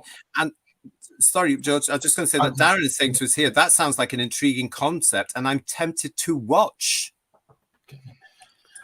Not deliberately pouring cold water on this, but, what's your benchmark that you're measuring scary from? Because given what we've been discussing about the rest of the season that's coming up, which is all going to be light and frothy and unicorns and rainbows, to suddenly do the Wicker Man seems... Yeah, it's an odd tone to go for, isn't it? Yes, it's certainly a tonal shift. Well, actually, when we're doing the review shows, we can actually look at this. Is the tonal shift going through? Did he start whimsical, light and camp? And did he get darker? Because bearing in mind that the last episode is called The Empire of Death. Has he done that? Has he tried to lead the audience into something? It's going to be interesting, because that's what we can do. Richard is saying to us here, Dead. Oh, I'm sorry, that one there, Deadwood. Oh, such foreshadowing. Is this the one that's Dr. Light? No idea, Jamie. I don't think there should be one when it's only 8 episodes. And Wayne is saying to us, I do love a folk horror, but still no. It's going to be... What? Sorry? Yeah, I mean, there are some great Welsh folk horror stories. I think Big Finish and a couple of Torchwoods have gone down that route, which is quite fun. But yeah, it is quite a jump when we've got, slightly ridiculous space babies, an over-the-top period Beatles episode, and then we're going down the standing on a landmine and folk horror. It's jumping all over the place tonally, isn't it? Well, that's what we need to bear in mind when we're doing, as I say, when we're doing the reviews. We're being joined now by another one of the Whotastic panel, all the way from a very, very early morning over in Australia. It's the one and only Michael. Good morning to you. You're muted. You're on mute. We didn't hear it. No, I was just trying to save everyone my accent. How are you guys? Sorry, I'm just waking up, so I'm not quite coherent. So happy birthday, JT. Happy birthday, everyone. Hello, George. Hello, Paul. Hello, BadWolf. Good. We are, of course, not just celebrating our first birthday, Michael. We are very busy now looking at the forthcoming episode of Disney Who. We're currently on what's it called, 73 Yards, which is episode 4. Are you going to be watching this? I've been watching all the interviews. I've been watching all the on-set reports over the last 2 years. I've been watching all the charismatic interviews, all the behind-the-scenes interviews with the creator, the lead writer here. I love his interviews. They're fantastic. I'm really genuinely excited. Oh, sorry, I meant for Furiosa. I'm really excited for Furiosa, because that's going to be fantastic. Biggest film shot in Australia. Yeah. Doctor Who. No, look, I haven't watched Doctor Who for many years, and I don't really want to start now. So no, I'll tune in and see what other people think. But yeah, no, not for me. And it's that's been made quite clear. Well, we're just seeing this episode coming up that we've been talking about, 70 yards, has got potential to be quite good, but I'm not holding my breath. So. And it's the one, Michael, with Dame Sian Phillips in it. Oh, fantastic! Oh, well, you never know. See. Look, I mean, if you guys come back and say, "Look, you can't miss this," I might take a peek, but I'll wait. I'll wait Absolutely. to see what reports come in. Just Jordan is saying to us here, there's some really interesting Welsh folklore, so this might be good. That's what I'm hoping, JJ. I really am hoping for that particular one, because there is, and as I said there, that sort of setting of Welsh folklore and Doctor Who really does work for me. That gets me going, because that's what Doctor Who does well. Whether or not this version of Doctor Who's going to do it, I don't know. But Decadent Dave is saying to us, can't measure up to Behind the Sofa classics. Now, the problem is here as well that I don't think this particular version of Doctor Who, from what RTD has been saying over the last wee while, or certainly the last year, is supposed to put kids behind the sofa anymore, because it doesn't want that, does it? It's one of these things that, Paul's been pointing out on headlines. The Doctor doesn't die anymore. He splits and he splinters and all this sort of nonsense now. We're still not down to the bottom of that. Nobody seems to have any danger anymore. It's a happy plinky plonky camp show, maybe. Well, I mean, it looks like the Jinkx monsoon character is a textbook pantomime villain. I mean, to the point of I've only seen a couple of stills. I've not seen any clips or anything. But, it makes Graham Crowden from The Horns of Nymon look like Laurence Olivier, Marathon Man. Definitely. That's a good point. That is a good point there. Let's have a look at this. Richard is with us. Hello, Richard. Read the ratings. The new episode of Gavin and Stacey will definitely pull in 20 million at Christmas. Do you think so? Really? It'll be a lot, but possibly not that big. I think I don't think it'll be that big, but you're right. It will prove audiences are still there, yes, because they'll sit down. Who will struggle at 6 million? Doctor Who audiences have just tuned out. Yeah, a lot of us have gone. I mean, that's the thing. Apathy has set in at this point. So once that happens, I mean, it's it's good. It's very difficult to get us back. And like you say, we're in a different position. We're in a different position to where we were in 2005, aren't we? Completely different position. Yes. Oh God, yeah. That was totally different, wasn't it? Totally. If David Tennant couldn't do it, what chance has anybody else got? Yeah, very good point. I mean, in 2005, there was a lot of goodwill. There was from us, obviously. We all spent 15 years clamoring, waiting for news on a new series. So there was a lot of goodwill there. The general public, at worst, looked back and thought, yeah, it was a bit cheap, wasn't it? But we loved it on a Saturday night. There was still nostalgia for it. But now, as I say, it just seems to be apathy and disregard. Certainly in my neck of the woods. Oh, it's funny actually. Oh, sorry, I got an Australian story for you, JT, when you're ready. Go ahead, because all I was going to say, Michael, is that they do seem to be very complacent and arrogant now. Yeah. It's an interesting posture they've taken. That's what I'll say. It's funny over here, not funny, but interesting over here, because historically Doctor Who was on the ABC, which is as I've said before, the Australian version of the BBC. So it's been there since 1965. So it's everyone was really upset when it went to, now it's going to Disney Plus. So it's not on the ABC anymore for the first time ever. And I saw some clips from commercial television the other day promoting Doctor Who. It was so strange for us here, because they wouldn't touch it with a barge pole in the past. Really? And now they're all over it. It's quite funny. Yeah. That's very strange. I don't know. And it's done with that same sort of fervor of a Hollywood blockbuster. It's the wrong tone. Doctor Who's it's been Americanized now. In my opinion, it's now fully Americanized because it's got the Disney say so. I mean, they're all doing what Disney tell them. Oh, we want 2 episodes at the same time. Oh, we want it at 7 o'clock in America. In the UK, Michael, we've actually had various papers, especially over the last couple of days, and we were talking about this again in headlines, basically saying, well, now it's predominantly for an American market rather than its traditional British home. We are going to be seeing if that's true, aren't we, very, very soon. I mean, it's been going that way for at least a decade, heading that direction. But now it's from what I've seen. I've only seen the promotional stuff. I haven't seen the episodes, I hasten to add. But it seems to be going full till now with this Americanization. The first hint of it was during season 6? Series 6 of the new series. Yeah, that opening pre-titles. My name is Emmy Pond. My best friend's the Doctor. All these quick recaps. Oh, shut up. Yeah. Well, you're good at remembering things, aren't you? Because I don't remember. Well, that was when I started to. That's when I started to really wane. Yeah. Poet laureate for Who's Views, our official poet laureate, Mark, is saying to us, could Susan Twist be playing the same character from The End of Time, the character named The Woman or The Woman in White? I don't know. I think you're giving him full marks. That avatar. Yeah. I think Mark, you're giving him far too much. Well, if he's going to rehash stuff, he's been doing it already, so totally. It could happen. Yeah, totally. Because again, they're trying to break that American market, aren't they? They're desperate for the dollar, for the reasons we were saying at the top of the show. Frank, thank you so much for joining us. He's saying happy anniversary, Who's Views. Yes, it is our first anniversary here. 1 year the channel's been going. Delighted. So thank you very much for all your support. I really, really mean that. Thank you for subscribing to the show, and thank you for joining us with your views. As you have seen on this particular show tonight, we welcome people that don't always agree with us, because we will be able to have the conversation, even if I have to tell you off. Problem being is saying to us here, Doctor Who used to send kids behind the sofa. RTD's Disney Wholander sends kids to the gender clinic. Allegedly, thank you. Yeah, Richard is also saying here, Russell Tough Davis wants to sexualize children, not scare them. Allegedly.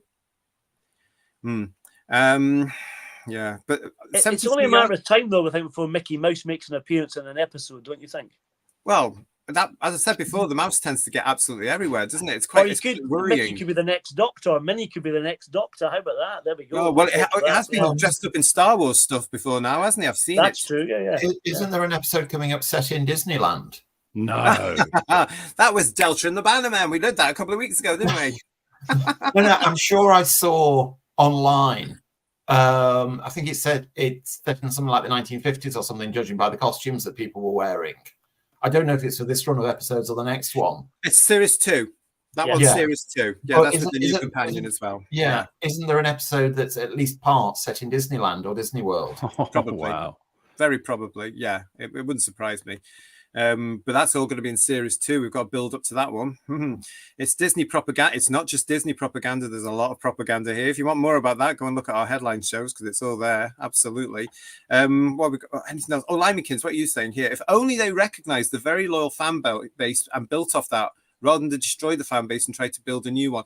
Do you know what, though? These people know about the loyal fan base and they don't care. It's exactly the same as the Chibnall area. It's a case of like they are so desperate for this alleged and mythical new audience of young people who really don't care. Now, we know that some of them are there and some of them do care. Some of them are actually quite nice and are on our level, and some of them are just following and bending the knee sort of people that use pronouns and all that nonsense. We know that, the brainwashed ideological left. And they'll think this is the best thing since sliced bread. And they're the ones, George, that will go back and watch it 25 million times on their iPlayer for 2 minutes. I think that oh, sorry, George. No, I wasn't going to say it. I mean, I can't sit in judgment about that, because, if I were to keep 5-bar gates on the number of times I watched Pyramids of Mars over the years, for example, I'd be on my 5th notebook by now. Yeah, but the point is, though, what we've seen, George, over the since the Whittaker era, obviously, I mean, we've seen people take to Twitter now, X, and other social media platforms saying the episode's not doing well, everybody go and watch it, and they do. Oh yeah. So it's not truthful, really, is it? This whole combative thing with your established audience, it's not just it's not just unique to Doctor Who, though. It's all these major franchises that have an established fan base, bar a couple. It seems to be an actual marketing strategy that's baked into the promotion, and they tend to get out ahead of their productions and find a way to attack their customers at the end of the day. As a business plan, that sounds suicidal, though, don't you think? It baffles me as a money-making exercise. I don't understand. If it's for everyone, then it's for everyone. Absolutely. But, it's strange. I don't get it. I'd love to sit down and ask them what is the thinking behind this strategy. because I think it's their strategy, their personal strategy, Michael, rather than making good entertainment. I think it's them trying to break America so that they all do well out of it. I mean, we are dealing with people, and this is all alleged, and it's all theory. It's all coming from my head, of course, but we're dealing with people who are looking towards retirement. Yeah, right. Yeah, it's just. Yeah, it just doesn't seem like a logical way to go. I mean, as I say, if it's for everyone, then it's for everyone. We should all be enjoying it. I mean, I can remember Doctor Who meetings, as you guys would, or conventions where there were all sorts of people from different walks of life in the past, and we all got on. We all, the biggest argument we had was, who was the Valiard? What do you mean? He can't be, all that sort of stuff. It was never this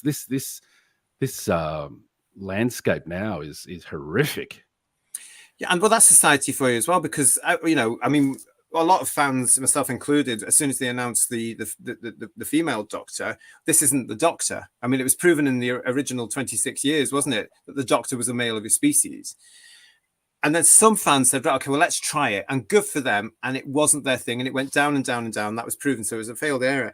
But now it's just hammering home agendas. They seem to have lost the fact that Doctor Who is a science fiction show, as we've mentioned before on the show, and as I've said before on the show, and it's all about, I'm going to put my message to you. I genuinely feel they talk down to us. We're going to become a problematic game very soon as well, actually, everybody. We'll be exploring a little bit more of this in the problematic game. Before that, let's get into looking at just the rest of the season, because it's a very short season from what we are used to as Doctor Who fans, isn't it? Thank God for that. We're up to episode 5 now, which is called I've got to stop saying that. I keep calling it Dot and Ethel from EastEnders because they are famous characters, but this is Dot and Bubble, written by... I'd rather watch that episode with the two of them in EastEnders. Oh, wasn't that fun? Is that the name of the episode? Yeah. That was one of the in fact, that was the first time a soap opera, I think, had done a two-hander. And those actresses pulled it off beautifully, because nobody noticed the fact that the rest of the cast weren't there.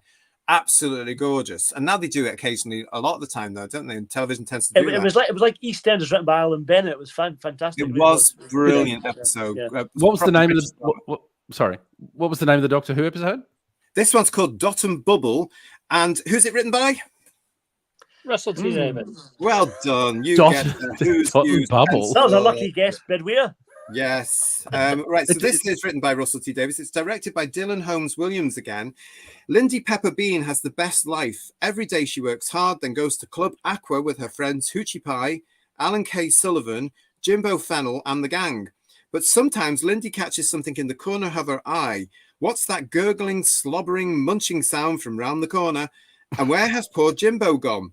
Maybe the Doctor and Ruby can help, but they're facing dangers of their own. Now, interesting, RTD carries on saying, I first pitched this Doctor Who story to Stephen Moffat way back in 2010. And even he didn't want it.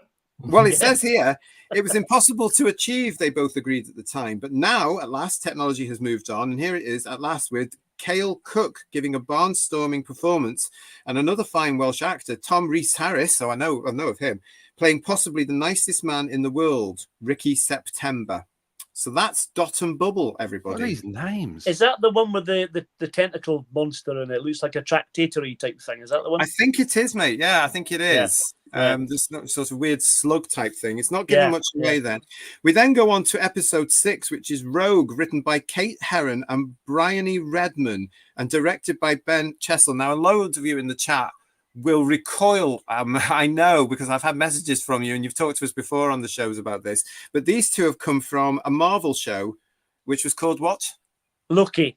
Thank you. Yeah. Loki. Yeah. Which apparently a lot of you don't know. Or don't like, rather. Well, fair enough. Good for you. But this is Rogue.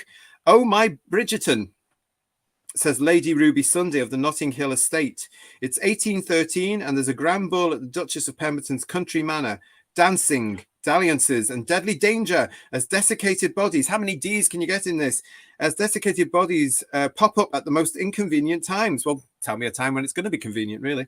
But when the Doctor spots a mysterious stranger known only as Rogue, the dance gets more complicated than ever before. Now, this is the one with Indira Varma, who was one of the first of the guest stars to be announced all those many months ago. And, of course, Broadway and movie star Jonathan Groff as Rogue. Apparently, this one has spaceships, Kylie, All the queens suddenly go, woo! Flashbacks and surprises galore in the most sumptuous production yet. Really? It's just when the Doctor dances again, literally, yeah. I don't know, but Yeah. we've looked at this picture before a while ago, haven't we, guys? And this is the most sumptuous one. For me, I think I've seen this sort of stuff done a lot better. It just looks like it's a set to me with a painted backdrop. I think it looked... Sorry. I was going to say, it looks like no offense to our actors, looks like an Amdram production of something, to be fair. I mean, I don't know. It looks all right. It looks all right, but that line, "Oh my Bridgerton," I saw that clip somewhere, and it's that sort of thing that grates on me. It's Clunky or what? It's like, we're relatable. You know what that is, America. Yeah, but go on, George. Desiccated bodies, zombies, desiccated coconut bodies. Yeah. Yes, zombies. Another tonal shift. But in a You tell me. lustrous period kind of it's just They'll all dance. It'll be like the Thriller film clip. Yeah, That's exactly what I had in mind. Yeah. some of you in the chat. That'd be, as well, to be fair, that'd be great, wouldn't it? It would, yeah. some of Who fans and some of the chat, of course, are interested or wary of this particular moment. This is, of course, the Doctor. What seems to be flirting with Rose. Oh no! Wait, Jade, I've worked it out. It's Pride, Prejudice, and Zombies. Oh, you see, there's a reason Bedwear comes on these shows. You're welcome. Very well. It's not just to help me with my Welsh. It's to actually... That's a very good point. It could be that, couldn't it? It could actually be that. Pride and Prejudice was something. Although those creatures, there's That was a the movie. trailers, they transform into bird-like creatures or something. Yes, they transform into. But now this is the other thing that Russell's been very proud of. He's been saying that because of the bigger budget, all the aliens in this one are different. They're no longer the same sort of makeup and stuff. They're the same race, but they all look a little bit different. So there could be a message in that as well, couldn't there? Maybe I'm reading into it. Peter's saying to us as well, Sense and Sensibility with monsters. This is saying, Richard is saying it just gets worse and worse. I'm sorry. Sorry about that. And Demorpin is saying FFS, more clubbing. In a style. Dot and Bubble, says Just Jordan, was filmed part in Swansea Uni. Oh, was it?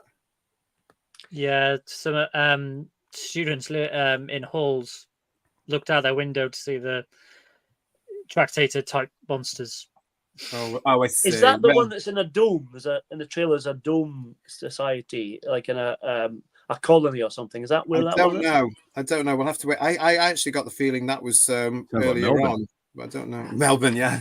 Yes, Gary is telling us here. We're just past 9 o'clock as we're broadcasting live to you here today on Friday the 10th. 6 a.m. for Australian viewers. There you go. In the UK, yes, it's 3 hours to Disney Day. Oh, gosh. To Doomsday. Oh, right. Yeah, of course, because it starts at midnight here. So midnight there. Right. So it's right. Okay, great. Now I'm with you. Told you I was half asleep. Yeah, midnight here and sensible times everywhere else in the world. Have you not got it already, Michael? Because you're ahead of us. I have no idea. Right. Decadent Dave is saying, I want to see shooty breakdancing like the Electric Boogaloo. I'm sure you don't really. And John is saying to us, these synopses sound horrendous, and yet these are the official ones that Russell gave them. Please say this is not the one with the twerking, says Just Jordan. I was going to say that. I'm disappointed you have not mentioned that in the synopses about twerking the monster to death. What's the etymology of the word twerking? Where does that come from? Who do we blame for that? Britney Spears. Is it? Beyonce, go back that far. Okay. It's a bit like that line in I think it's Aliens of London. I'm shaking my booty. Isn't that what? Yeah. And Badland says at one point. Yeah. Again, it dates the shows though, doesn't it? It makes it so relevant to today, and it's probably make the companion as contemporary as you want, but the Doctor, timeless. Supposed to be out of time, not even go back to writing gay soaps, Russell. Absolutely. Gemma is saying, hello, Gemma, is there any acting amongst all this dancing? Well, that's something we'll be looking at when we come back to doing the review shows. And Richard is telling us, this series will go down in history as the worst ever. Well, we'll know that at the end, won't we? That was Flux, I think. I'm not sure. I was going to say, it might be a photo finish. Hey, Flux are good Suntarans. Yeah, that War of the Suntarans and Village of the Angels was quite good. I'll give you that. No, I don't know any of those. Anyway, this doesn't got Suntarans. No. Digby is saying to us here, the Bridgerton ref is very meta and kind of smug, but what do we expect? Yeah, that's what I mean. It's all that stuff that takes you out of the narrative that just yeah. That's what that was happening for years though. That was driving me bonkers 10 years ago. Dance of the Campires. I like that. We might use that. And we've got Digby saying as well, Dumbledore RTD can't help nicking stuff. Yeah, I'm pretty sure that was a film. Pride and Prejudice and Zombies was a film. I'm not making that up, am I? I hope you're not. That's fantastic. Yeah. Is Paul McGann in a film like that? It's a similar sounding film. He's in the one about the lesbians, isn't he? Yeah, that's the one. Lesbian Vampire Killers. That was shot. That was shot in Melbourne. Wow. That was shot in Melbourne. That's right. Yeah. I wonder why he did that film then. Actually, when I met him in name dropping, when I met him, as all of you have, I'm sure. I have. I got chatting to him. Yeah, and he said, well, where you from? I can't do the Liverpool accent. And he said, I said, oh, Melbourne. He said, oh, I love it there. I could live there if I could. And I thought, oh, mate, you're welcome anytime. Really? You're welcome anytime. We love you, Paul. Douglas Smith is saying to us, why is there so much dancing and singing this season? Because it's camp. That's all, basically. I mean, what else have they got, really? And Teddy's Reggie Rock, which is Phil, saying, just pop back in. Panel's gone down a bit since earlier. Bring back Phil and Kirsty. They're unavailable. They're partying now as we speak. Yeah. We've mentioned this before on Headlines, Paul Richards. Doctor Who used to be a pioneer, not a follower of other TV shows. How we miss those days, because it was for years and years and years. Doctor Who set the trend, and even in the return from 2005, it did sort of shake television up, you know. And others started. I don't think this is going to set the world on fire the way that one did. We will soon see. And Stephen is saying to us, references to the present day will date so badly on future showings of these episodes, but Russell doesn't care about that. As he said before, it was about bringing 2024 into Doctor Who for the day it was shown. You're certainly not going to be able to watch any of these things and some of the reboot Who either today, 10 years, 20 years, 30 years, 50 years, but I guarantee you'll be able to watch something like I can't watch the Pyramids of Mars in 30, 50 years. So guarantee you. I can't watch anything from 2005 onward. There's a couple, but yeah, it's hard to get through. It's hard to get through. It really is. Can I just shout out to, I think it's Phil. Yeah. he said he hasn't got his glasses and he just clocked Michael's beard. Very impressive. Thanks, mate. Paul is saying this is more camp than Delta and the Bannermen. Yeah. We can't really say anything about it at the moment because it does look that way, doesn't it? It really, really does. And problem being is telling us Delta and the Bannermen looks like Judge Dredd in comparison to this upcoming trash. Well, I was watching your review of Delta and the Bannermen, and that was the only classic show that I turned off on its first run. I didn't get through it. And I was like 14 and I turned it off. But I would watch that anytime now. I really enjoyed it. If you haven't seen our review of Delta and the Bannerman, go back and have a look at it, because I was 17 when it was on and hated it. And now I'm a certain age. I'm in my 50s now. I watched it again and I loved it. I thought it was really, really good.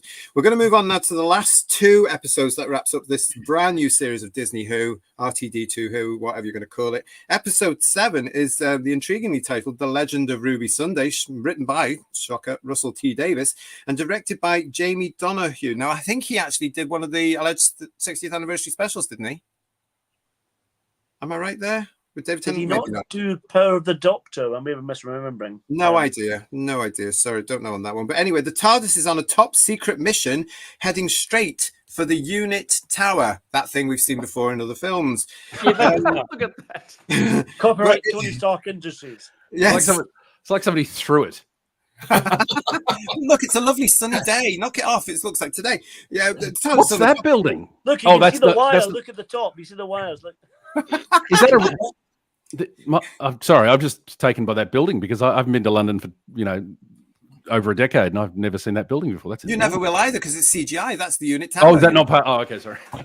You can tell it's early in the morning in Australia because he's waking up. No, I haven't been to London for over 10 years. that building isn't there. That one there is the Unit Tower. Okay, so I haven't been to London for over 10 years and I haven't watched Doctor Who for nearly the same. So forgive me, folks. Forgive me. Hey, look, listen. The TARDIS is on a top secret mission heading straight for the Unit Tower in the middle of the modern day London.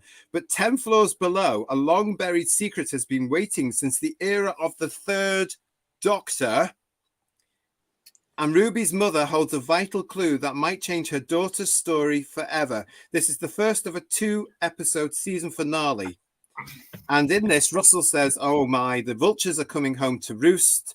Plots, hints, secret lies, and twists that have been muttering in the shadows since Christmas now rise up and unleash an absolute snowstorm of horror.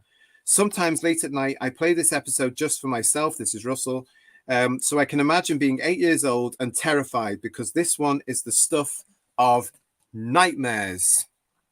So what is he defecating on now then? Well, there's something. I'm very concerned that there's something that's been there since the third Doctor's time at UNIT. What possibly could he have there that hasn't been used already in a story over the last God knows how many years? I don't know. Ruby Sunday has I think Phil mentioned in the chat about the Autons possibly, but they've done them already. They've done them. I'm just marveling at that bridge in London with the 2 towers. When was that built? I've never seen that before. Sorry. That's quite new, actually, yeah. Could it be Bessie, George? Could it be Bessie? Could Bessie be so pissed off she's coming back for her revenge? I'm imagining a pissed off Ruby Sunday has bioregenerated. That killer car film. What was that car film? Imagine Christine. That's the one, yeah. I was going to say, imagine that. Imagine Bessie came back like Knight Rider. No, it's going to be revealed that Ruby Sunday actually bioregenerated from Joe Grant. And that's why the clothes are very similar, groovy type things. I mean, does that set your world on fire? Who of you is that one there? The Legend of Ruby Sunday, episode 7, super secret unit headquarters. Says problem being that's the thing, wasn't it? When did they get to be known by the world? It's not subtle, is it? Something buried beneath a London skyscraper, which comes to the surface. Wasn't that the basic plot line of the episode, the first episode with Catherine Tate, the Runaway Bride one? Yeah, with the so it was. Ratnos thing. Yeah, good point. But this says 10 floors below them in the unit tower, a long buried secret has been waiting since the era of the third Doctor. So they've had to move it from the unit headquarters of the 1970s/80s, depends on your dating. Yeah. Not in the Black Tower archive, which was beneath the Tower of London, which has already been established. Into a third build, just nonsense. Come on. It makes no sense. It'll be the. I've got an idea. It might be. Is it going to be the Metabolus crystal? Or sorry, the Metabolus crystal? Metabolus 3, yes, of course, yes. It could be that. It could be something the Master used to bring Azal back. Sergeant Benton's clipboard. With all the secrets of the Brigadiers in Brighton. My God! I found Benton's lunch. Oh my God, it's moving! Yeah, it'll be the Brigadier Salacious Diaries with that adventure with Doris, won't it? That'll be it, yeah. Richard is asking us who is the third Doctor, because it can't be Pertwee, because RTD has canonized the Timeless Children. No, hail John Pertwee. That's my worry, and it's good job third Doctor Ian isn't here, is because it actually name credits John Pertwee as the third Doctor in that synopsis. It does.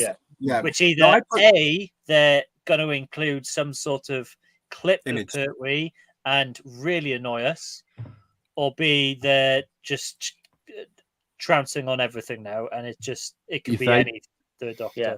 If they try to do some AI rubbish with John Pertwee, I will. They'll have David Bradley play the third Doctor. That's what no. Let me just put that into context, what Bedway is saying here, because actually what it does say in the Radio Times, he's right. It says, but 10 floors below, a long-buried secret has been waiting since the era of the third Doctor, John Pertwee, and Ruby's mother. And I thought they put the John Pertwee in there to clarify to the reader which Doctor that was, who played the third Doctor, because there's been utterly bloody millions of them now. We're now on number 15. I still don't understand on where we're on number 15, but that's what I thought that meant, but we don't know. It's supposed to be series 1. They're pushing the series 1 vibe of it's a new, and they're harking back to some. It's a mess. There are a few more. Yes.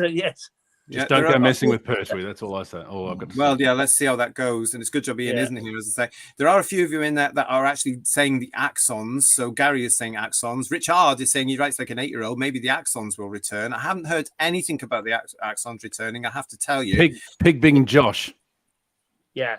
Yeah, he's making a spin-off series, I'd imagine. Yeah. Matt is telling us to don't drag old Bessie into this mess. Sorry, but I think she will be quite angry by now, and she will drive up the. They won't drag it; they'll have to push her. They're going to find the original problematic sonic screwdriver. Well, we'll come into that in just a minute.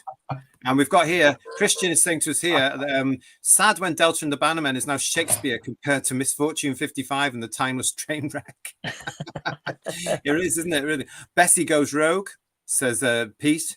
And Duck Soup Productions, nice to see you. The vultures coming to roost, what a meta-fictional, self-referential, perfectly descriptive phrase. Phew. And thank you for that. And I got through that one. I think it's going to be, as it's Disney, it'll be Bessie Goes Bananas, probably. Like how I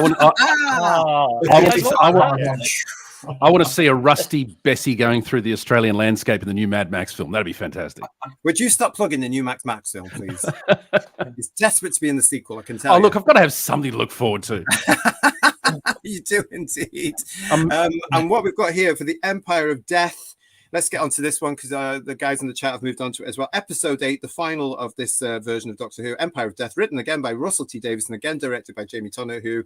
Terror, devastation, apocalypse, tragedy, horror, revenge. It's all the usual stuff, isn't it, from RTD? It's all there. Yeah. The world reels. The world reels from the most terrifying revelations and everything is lost. Apparently, Doctor Who is coming back at Christmas, but it might just be a blank screen on BBC One for an hour because, trust me, not everyone is getting out alive. Until they come back next week. You can't deliver, Russell T. Davies. Yes, blank screen on Christmas Day. It's always the same, though, isn't it? I've heard this before. I heard it with the end of season 1 to an extent, but definitely with the end of season 2, the big finale for season 3. I've heard it all before. But there is one saving grace, isn't there, from these last 2 episodes? And let's big it up for the one and only Bonnie Langford, who is back as Melanie Bush. She looks great. She looks fab. I love Bonnie. She is back in these last 2 episodes. Again, this for me is the only hook to get me through this. We've had Sean in the 73 one.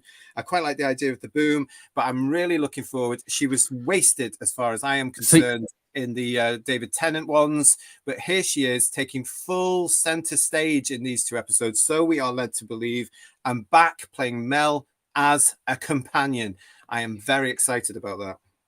There is a rumor going around, and whether it's true or not, I know we've had this a conversation about the Daleks not being in this, and you keep saying they're not in it, but there has been a bit of food. Yeah, they are, exactly. They're lying. Like the Master is going to be Maestro. The Daleks are meant to be the last episode. It will be Emperor of the Daleks rather than Emperor of Death, and the that chase sequence that you see with Shooty and Mel on a scooter. A carrot-coloured scooter, very subtle, is going to have the Daleks chasing them flying through London. That's apparently what's happening, and that's all CGI. Really? Well, if that was the case, then put it in the trailer, and I might actually watch it.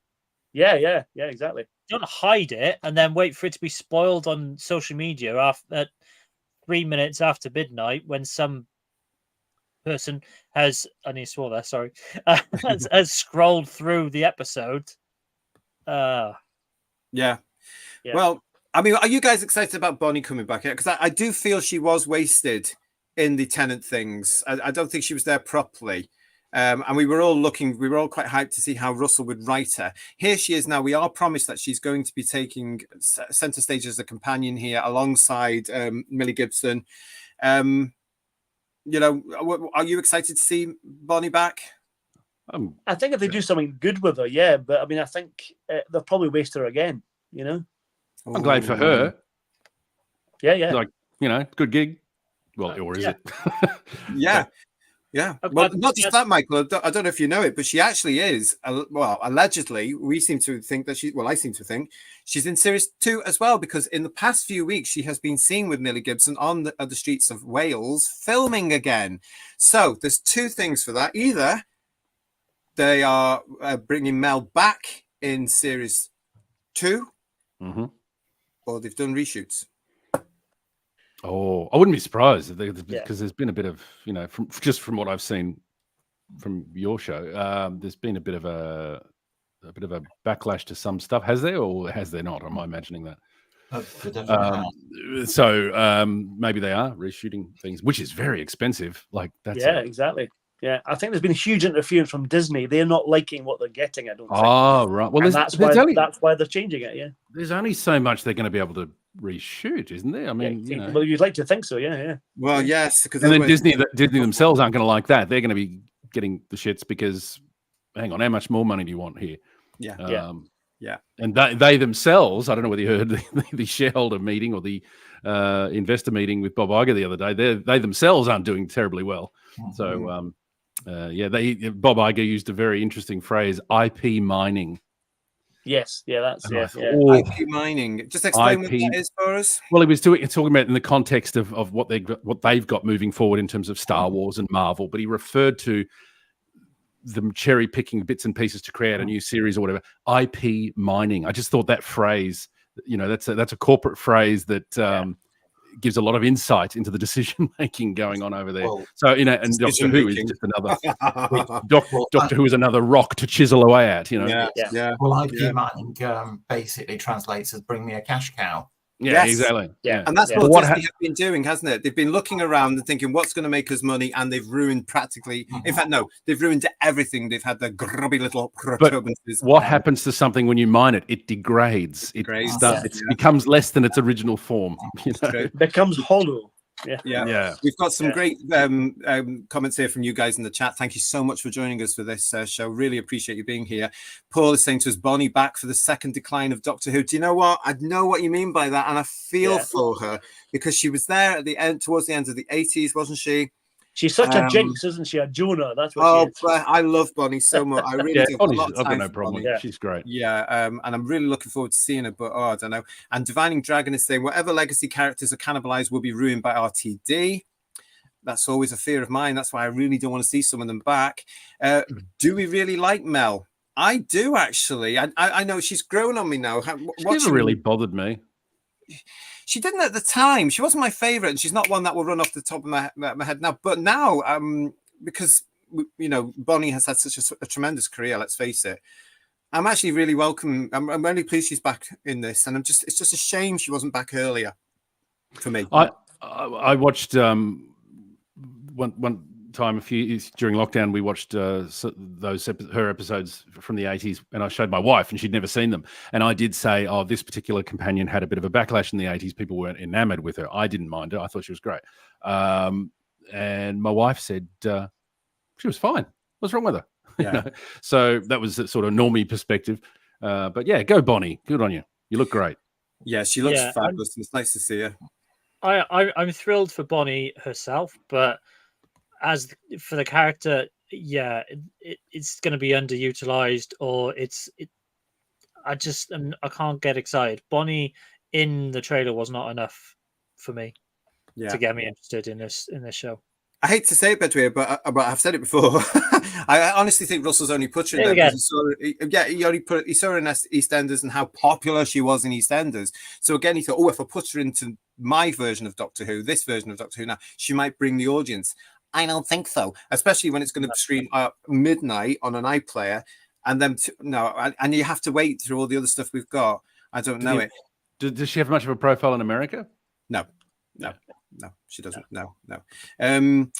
Gilliam is saying to us, I think the BBC lose the right to use the Daleks if not used in every season. Now that is true. Is that true? I thought that. One minute I hear it's true. Next minute I hear it's a myth. True. Yeah, that was signed in 2004 when they nearly lost the rights to the Daleks because they messed it up, and then they got it back. And the nation state said, yes, but you've got to have them in for a certain number of years, allegedly. Now we're on 20 years now. So I've been trying to get to the bottom of this, and I haven't quite yet. So stay tuned with us, because when I find out, because I want to know if that deal has been re-signed. Because at the moment, with Russell insisting that the Daleks are not going to be in this, it might mean that they are not negotiating, or they are negotiating.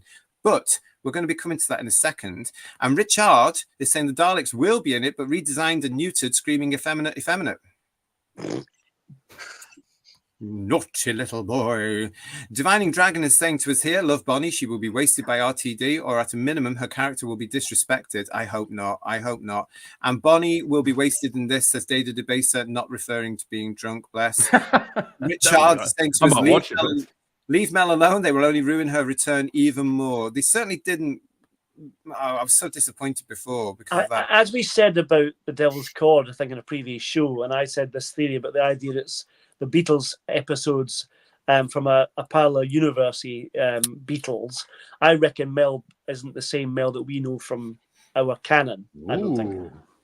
Well, I'm probably getting more credit than they're due, but that's my feelings on it. It's either that or our Mel is in the wrong universe. Maybe that's going to be the twist. Who knows? Possibly, yeah. I don't know. Maybe the Doctor has fallen. Paul has this feeling that the TARDIS is sparking in the time vortex now because it's in the wrong universe. Yeah. Wouldn't it be? Well, wouldn't it be maybe fun? Mel is Ruby's mum. Who knows? There we go. You never know. Maybe Russell T Davies is writing a storyline where everything that people don't like over the last few years gets erased. He could be playing a long game here. He might end up being your hero. Oh, well, if he does, we will be saying it on this show. I guarantee. I will eat my hat. We have to keep saying it. If this show is good, we will be saying it. Just trying to give some balance, that's all. Yes, yes, absolutely. That's what we will be doing. Listen, thank you very much, everybody, for watching. We've got great numbers watching this tonight. It is our first birthday show. You're very, very welcome. It's also, of course, as you can tell, us setting up our brand new series of Who's Views Reviews, which start on Sunday, 7:30 here, 7:30 UK time, 19:30, that is UK time, with Space Babies. I just want to mention as well that this week, if you haven't seen it, Bonnie has been in the Doctor Who news again because she's about, or the BBC books with Penguin are about to release this. This is Death in the Stars, written by Bonnie Langford, apparently. And this is a Mel Bush mystery. Now, I actually quite like the idea of this. So listen to this. This is available to pre-order now for a recommended retail price of £18.05. It is hardback and it's going to be published in the UK on the 22nd of August. I'm not sure where it's going to be released outside the UK. But the synopsis for this is: a band of killers, survivors with a secret, a death-defying murder mystery in space. When young Mel's business partner Sabalom Glitz embarks on yet another get-rich-quick scheme, it marks the start of an epic, death-defying murder mystery in space. After barely escaping the snares of a murderous galactic cult, Mel searches for fellow survivors in a nearby spaceship graveyard, while Glitz looks to fill his pockets. But the discovery of a spaceship with its crew in suspended animation and incredible secrets on board leaves the duo stranded with no way off. So there we go. Mel revives the crew and then the murders start. Murders that cannot possibly have been committed by any of the crew members. In fact, there are only two realistic suspects, Glitz and Mel themselves. So this is Bonnie Langford's first Doctor Who book. So there we go. As I said, that's going to be available on the 22nd of August 2024. It's available for you to pre-order right now. It is going to be available on download and CD. That graphic. Details on all the usual stockists. That graphic. One thing they've got. Sorry, I was going to say that graphic. One thing they have got absolutely right is that logo. It just looks so good on anything, doesn't it? Yeah. Like, that style there of novel. That should be the start part of the whole full style guide of the whole thing. That feels a bit more Doctor Who to me. Yeah, obviously it's a shame though that the logo's on the new series, though, isn't it? Because that's such a it's really spoiled our diamond logo. Nothing will spoil that logo. Yeah, well, to me, they're trying to. Yeah, one good thing that's come out of this revamp series for me is the return of the diamond logo. Oh, I love it. And I can't quantify this anyway, but it just fills me with joy to see new release Doctor Who merchandise with the diamond logo on it. Yeah. Every time I see a big finish cover, not that I buy them that much because I can't afford it, let's be honest. But same as you, George. I think, look at that, back where it belongs. It looks so out of place though in the new titles. I think it just gets stuck on. It doesn't look like it does. It just looks like it was boosted. But listen, one of the things I want to know from you guys watching us as this new series of Doctor Who goes on is this series, as I said, is it on life support, and also is it worthy of the diamond logo? Because at the moment, I don't think it is. We're going to move on now, guys. We've looked at the all the episodes that are on the way. We've looked at the synopsis there for them. It's now time to have just a little bit of fun.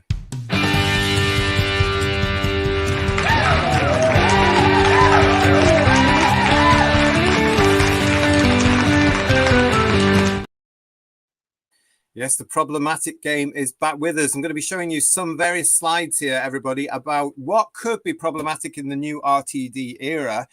And I want you to tell me what it is, and then we'll have a little chat about it. So we're going to start with this one. What's this? A chastity belt. That's probably not going to be problematic for these people, to be quite honest. Yeah. Is it the Sonic?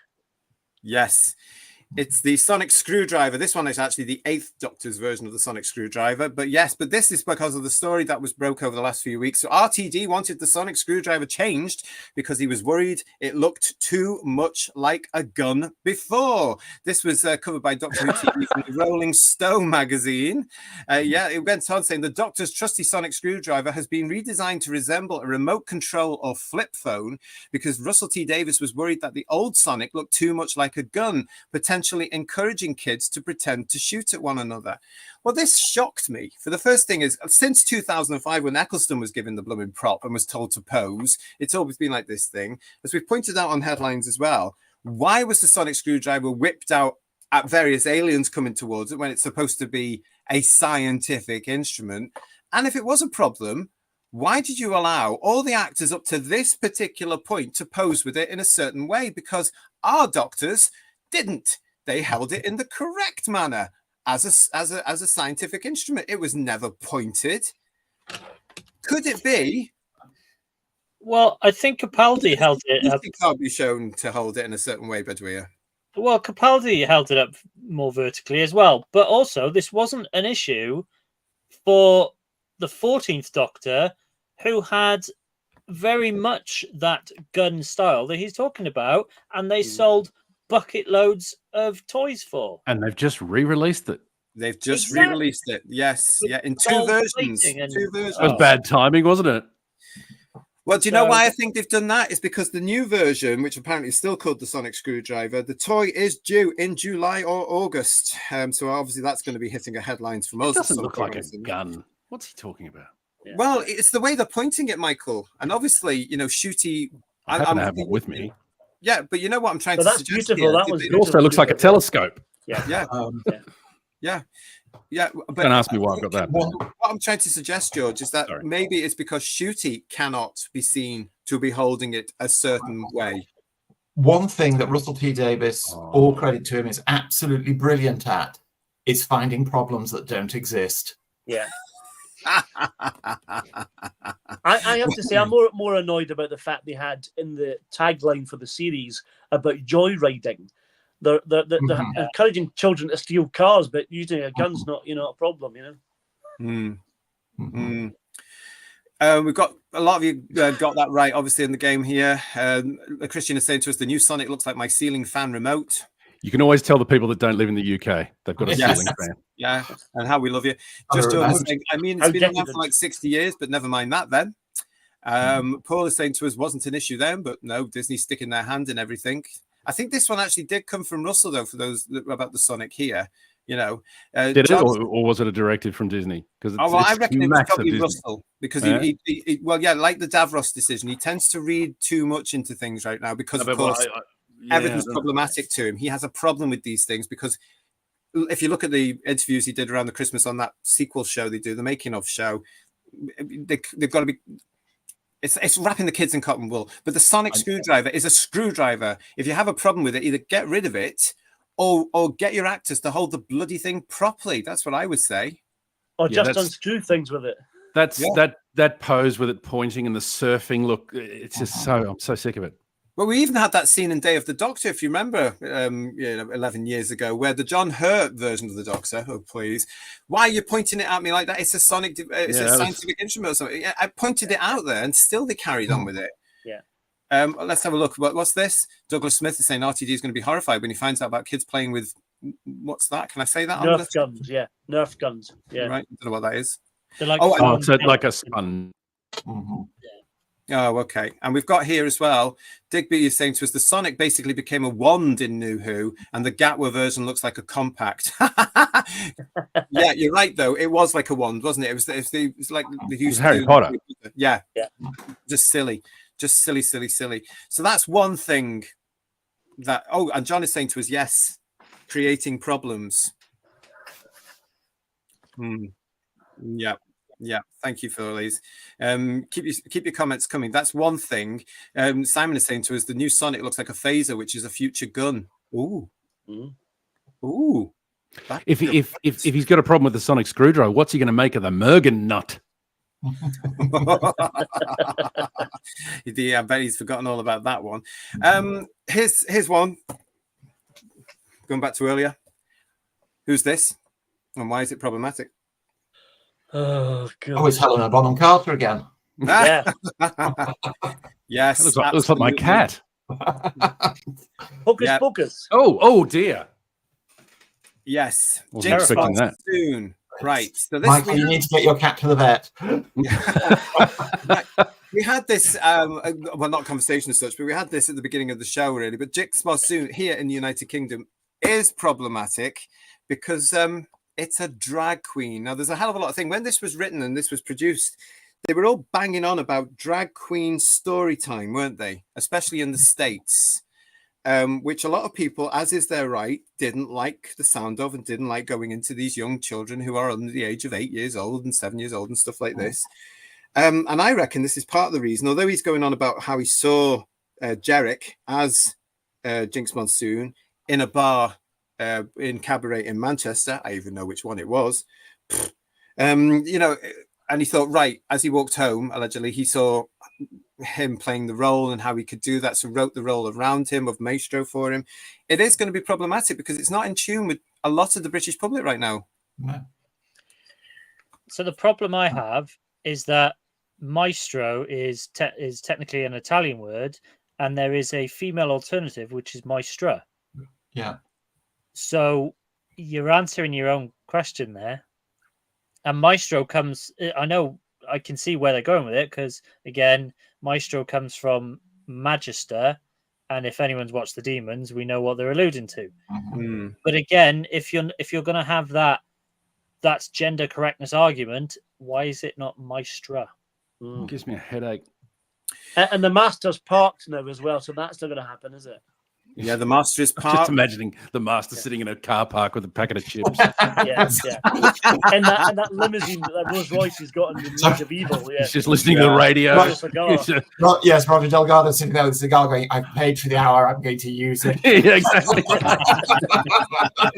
At least the view's all right, you know. Yeah. Although Roger Delgado wouldn't speak like a bogan Australian, that's for sure. Yeah. I mean, this is going to be very interesting from around about Sunday or Monday onwards in next week's press and next week's basically shows that are not the BBC or ITV. So whether they're talking breakfast and topic shows and the new debate shows that have cropped up on the channels and what have you, who are all, of course, labelled right wing because they won't bend the knee to the extreme left wing ideological nonsense that's going on. But like it or not, this is being forced into Doctor Who, and it's a problem. But the thing is that ideology is being challenged more and more on a daily basis, and more on a higher profile and what's the word I'm looking for here? Legal basis than it ever has been before. I mean, it's George, a huge snowball going on. On that point, let's move on to the next problematic then, because I want you to tie into this. Who's this? Rose. Is it Yasmin Finney? Is it? It is Yasmin Finney, and this is tying in with what George has just started to talk about here. Now, here in the UK, this is going to be problematic as well, because it's been publicised that Yasmin Finney is going to be back in the show for the 2 episodes, allegedly, at the very end with Mel, because apparently the character of Rose Noble is working at Unit now. Of course, he is. Why not? She is. Yeah, of course. But the problem is now is we've had this out. The Cash Report, making waves daily to this very day here in the United Kingdom. This is Dr. Hilary Cass, OBE, and her report is shaking the NHS to their growth, but also it's having knock-on effects, isn't it? It's having knock-on effects to education. It's having knock-on effects into governments. We're having people backtrack all the while, because what the Cash Report, for those of you outside the UK, if you don't know, or if you haven't seen our headline show, what the Cash Report stated was quite simply that there have been an awful lot of young people, children actually, treated for transgender and gender dysphoria when they weren't necessarily. And it's opened up a can of worms. It really has opened a can of worms. It is bizarre, but here it is again. Now, bearing in mind that this character is supposed to be, what, 15? I think it was 15. Yeah. So when was the character transitioned, opens up an awful lot of stuff when it comes to the characters as well, of what was Donna thinking, how was she thinking, etc., etc. This is a real problem, I think, for the show. Maybe this is some of the bits have been reshot, possibly. Who knows? Yeah, I was just about to say that, Paul. And also, this is nowhere near as important as the points you're making here, JP. But as DeMarpin's just said, she's 15 and she's working at UNIT. Yeah, there's that as well, the fictional thing there, because he's special. Yeah. When I was 15, I got a job at a fruit shop. And a paper round, yeah. But if we go back to the Star Beast, it was all there at the end, wasn't it? It was all there about how this character is special, you know, real special, and that's why the character's been drafted in to UNIT, I would imagine, because he's special. And therein lies all the risks you take when you shoot something so far ahead of release and transmission. Exactly. John is actually saying it here for us. 15-year-old trans is a major problem now. It really, really is. We've also got all the usual people, of course, disclaiming it, but it's there. We've not heard anything about that over here. This is the problem, and yet you need to, and it really, really needs to be pushed out there. I think it will have an effect. I think people in charge will know about the effect the cast report is having, but just in denial abroad. Look at the effect that the cast reports had on the Scottish government this week. Yes. I mean, it's basically brought down a government. Oh, really? Again. Yeah. I mean, I'm not sure how much the general public will be aware of the cast report. I've looked into it. I mean, just like the detail, you know, I went and sorted out, and there might be an awareness of it, but perhaps not the detail within it. I went and found it out myself because I was, you know, this topic is something, you know, I work in a medical field. It's relevant to what I do. And I don't know, again, the general public who you want to try and get to watch Doctor Who, because the more the general populace that watches it, the better the viewing figures and the interest generally will be. It's either going to go over their heads, or it's not going to connect, or it's going to actually put them onto a different channel. At the end of the day, it's not escapist science fiction, is it? It's just very much rooted in present day Earth.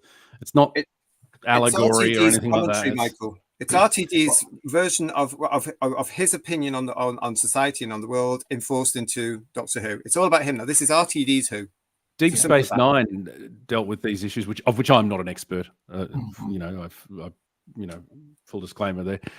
Excuse me, but Deep Space Nine dealt with those sort of issues in an allegorical sort of way, and it was done quite well.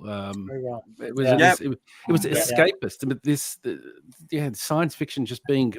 The whole thing about this, though, is here, Michael, here in the UK, what will happen is this will be problematic, and this will be picked up by what they term the right-wing media. Oh, okay. I'm talking about things like GB News, Talk Radio, The Telegraph, all the stuff they don't like because they won't bend the knee to their ideological dictates, and they will talk about it. Now, whether these people like it or not, those audiences are growing weekly. More and more people are turning from the BBC and ITV and actually sorting out something that, you know, I want something that's going to talk common sense, or what I feel is common, and they are getting the audiences, and they're everywhere. They're on the television, they're on the downloads, they're on the websites, you can watch it on various Tube of Who platform.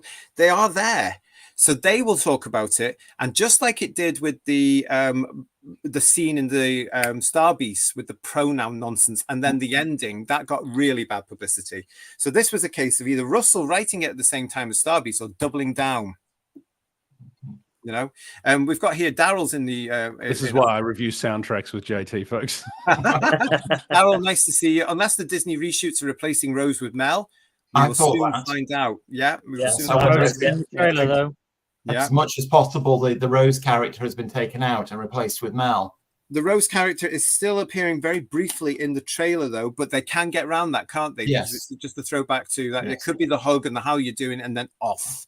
Yeah. And then, if that's the case, would the Rose actor have a case for discrimination then? No, because as an actor, of course, you go in and you can be edited out. You know this. You can be cut out of any scene, any time. I'm just trying to, add balance. And Digby is saying to us here, RTD seems to revel now in antagonizing the viewers and the fans, but I fear RTD just doesn't care, and it's that blinkered and captured totally. Because as I say, and this is something we'll keep saying on this show, he has come out and said no one dares stop him, and they don't.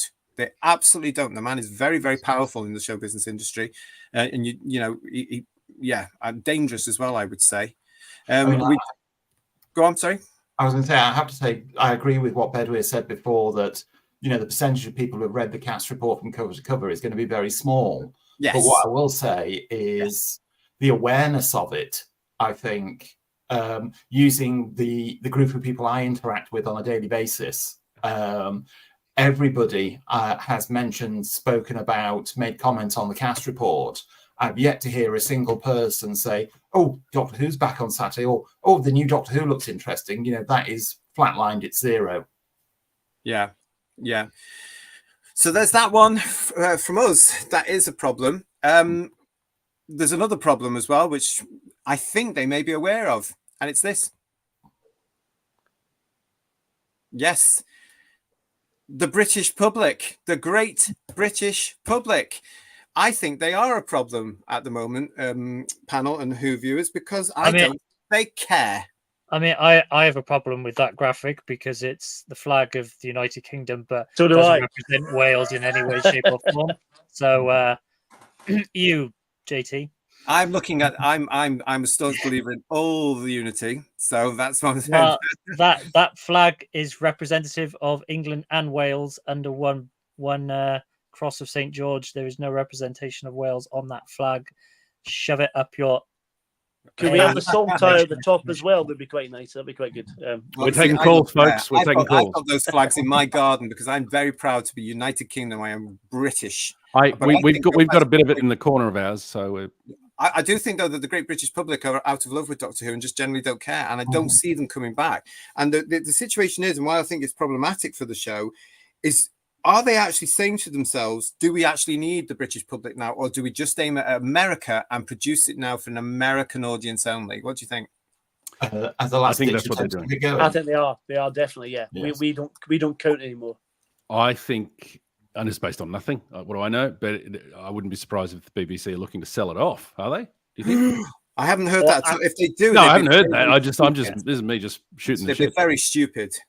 I think they are. I think Disney's going to have it. Definitely. Yeah. But I mean, from what I've heard, the BBC aren't exactly, flush.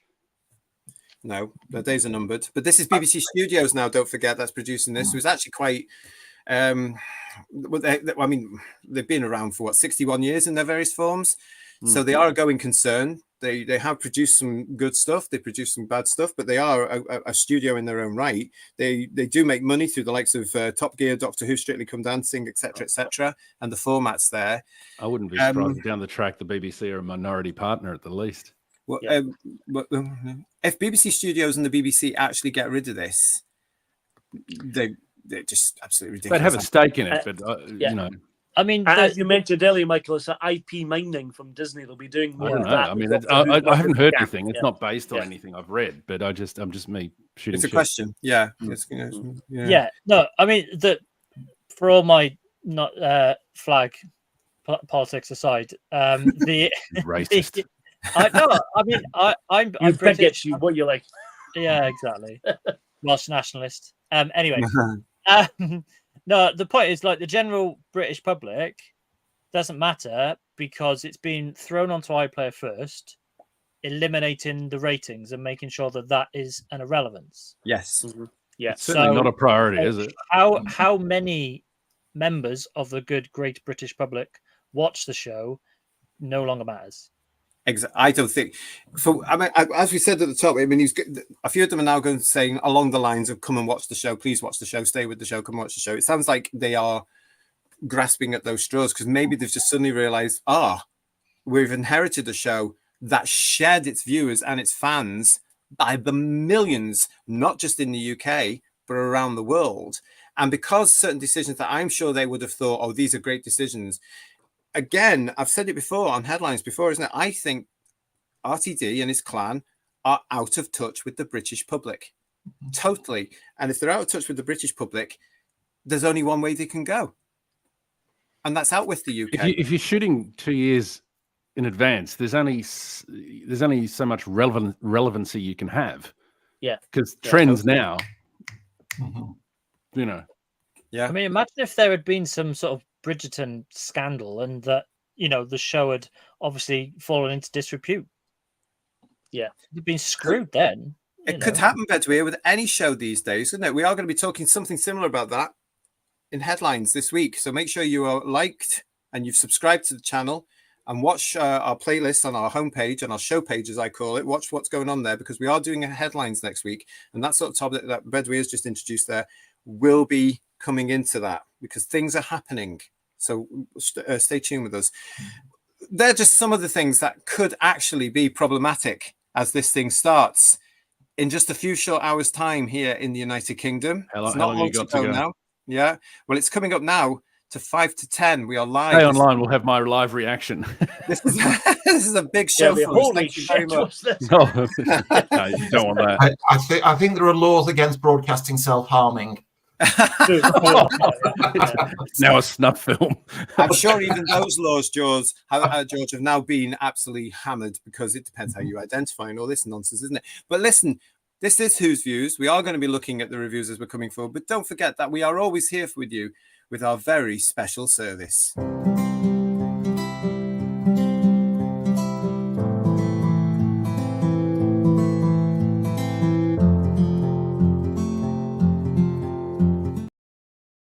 And this is the start of your guided meditation, Van. Just relax. Imagine you're reading a Target novelization. Oh, one of the original ones. Terrence Dix has just described the TARDIS as a battered old police box. Take a deep breath. No, sorry. Yeah. We have got lots coming up for you. This has been our first birthday show. Thank you very much for joining us. It's always great to see you in the chats. Really appreciate it. If you haven't already subscribed to the channel, please subscribe, because I really need you here as we go through these next episodes. What we're talking about? Oh, God, yeah, it's this.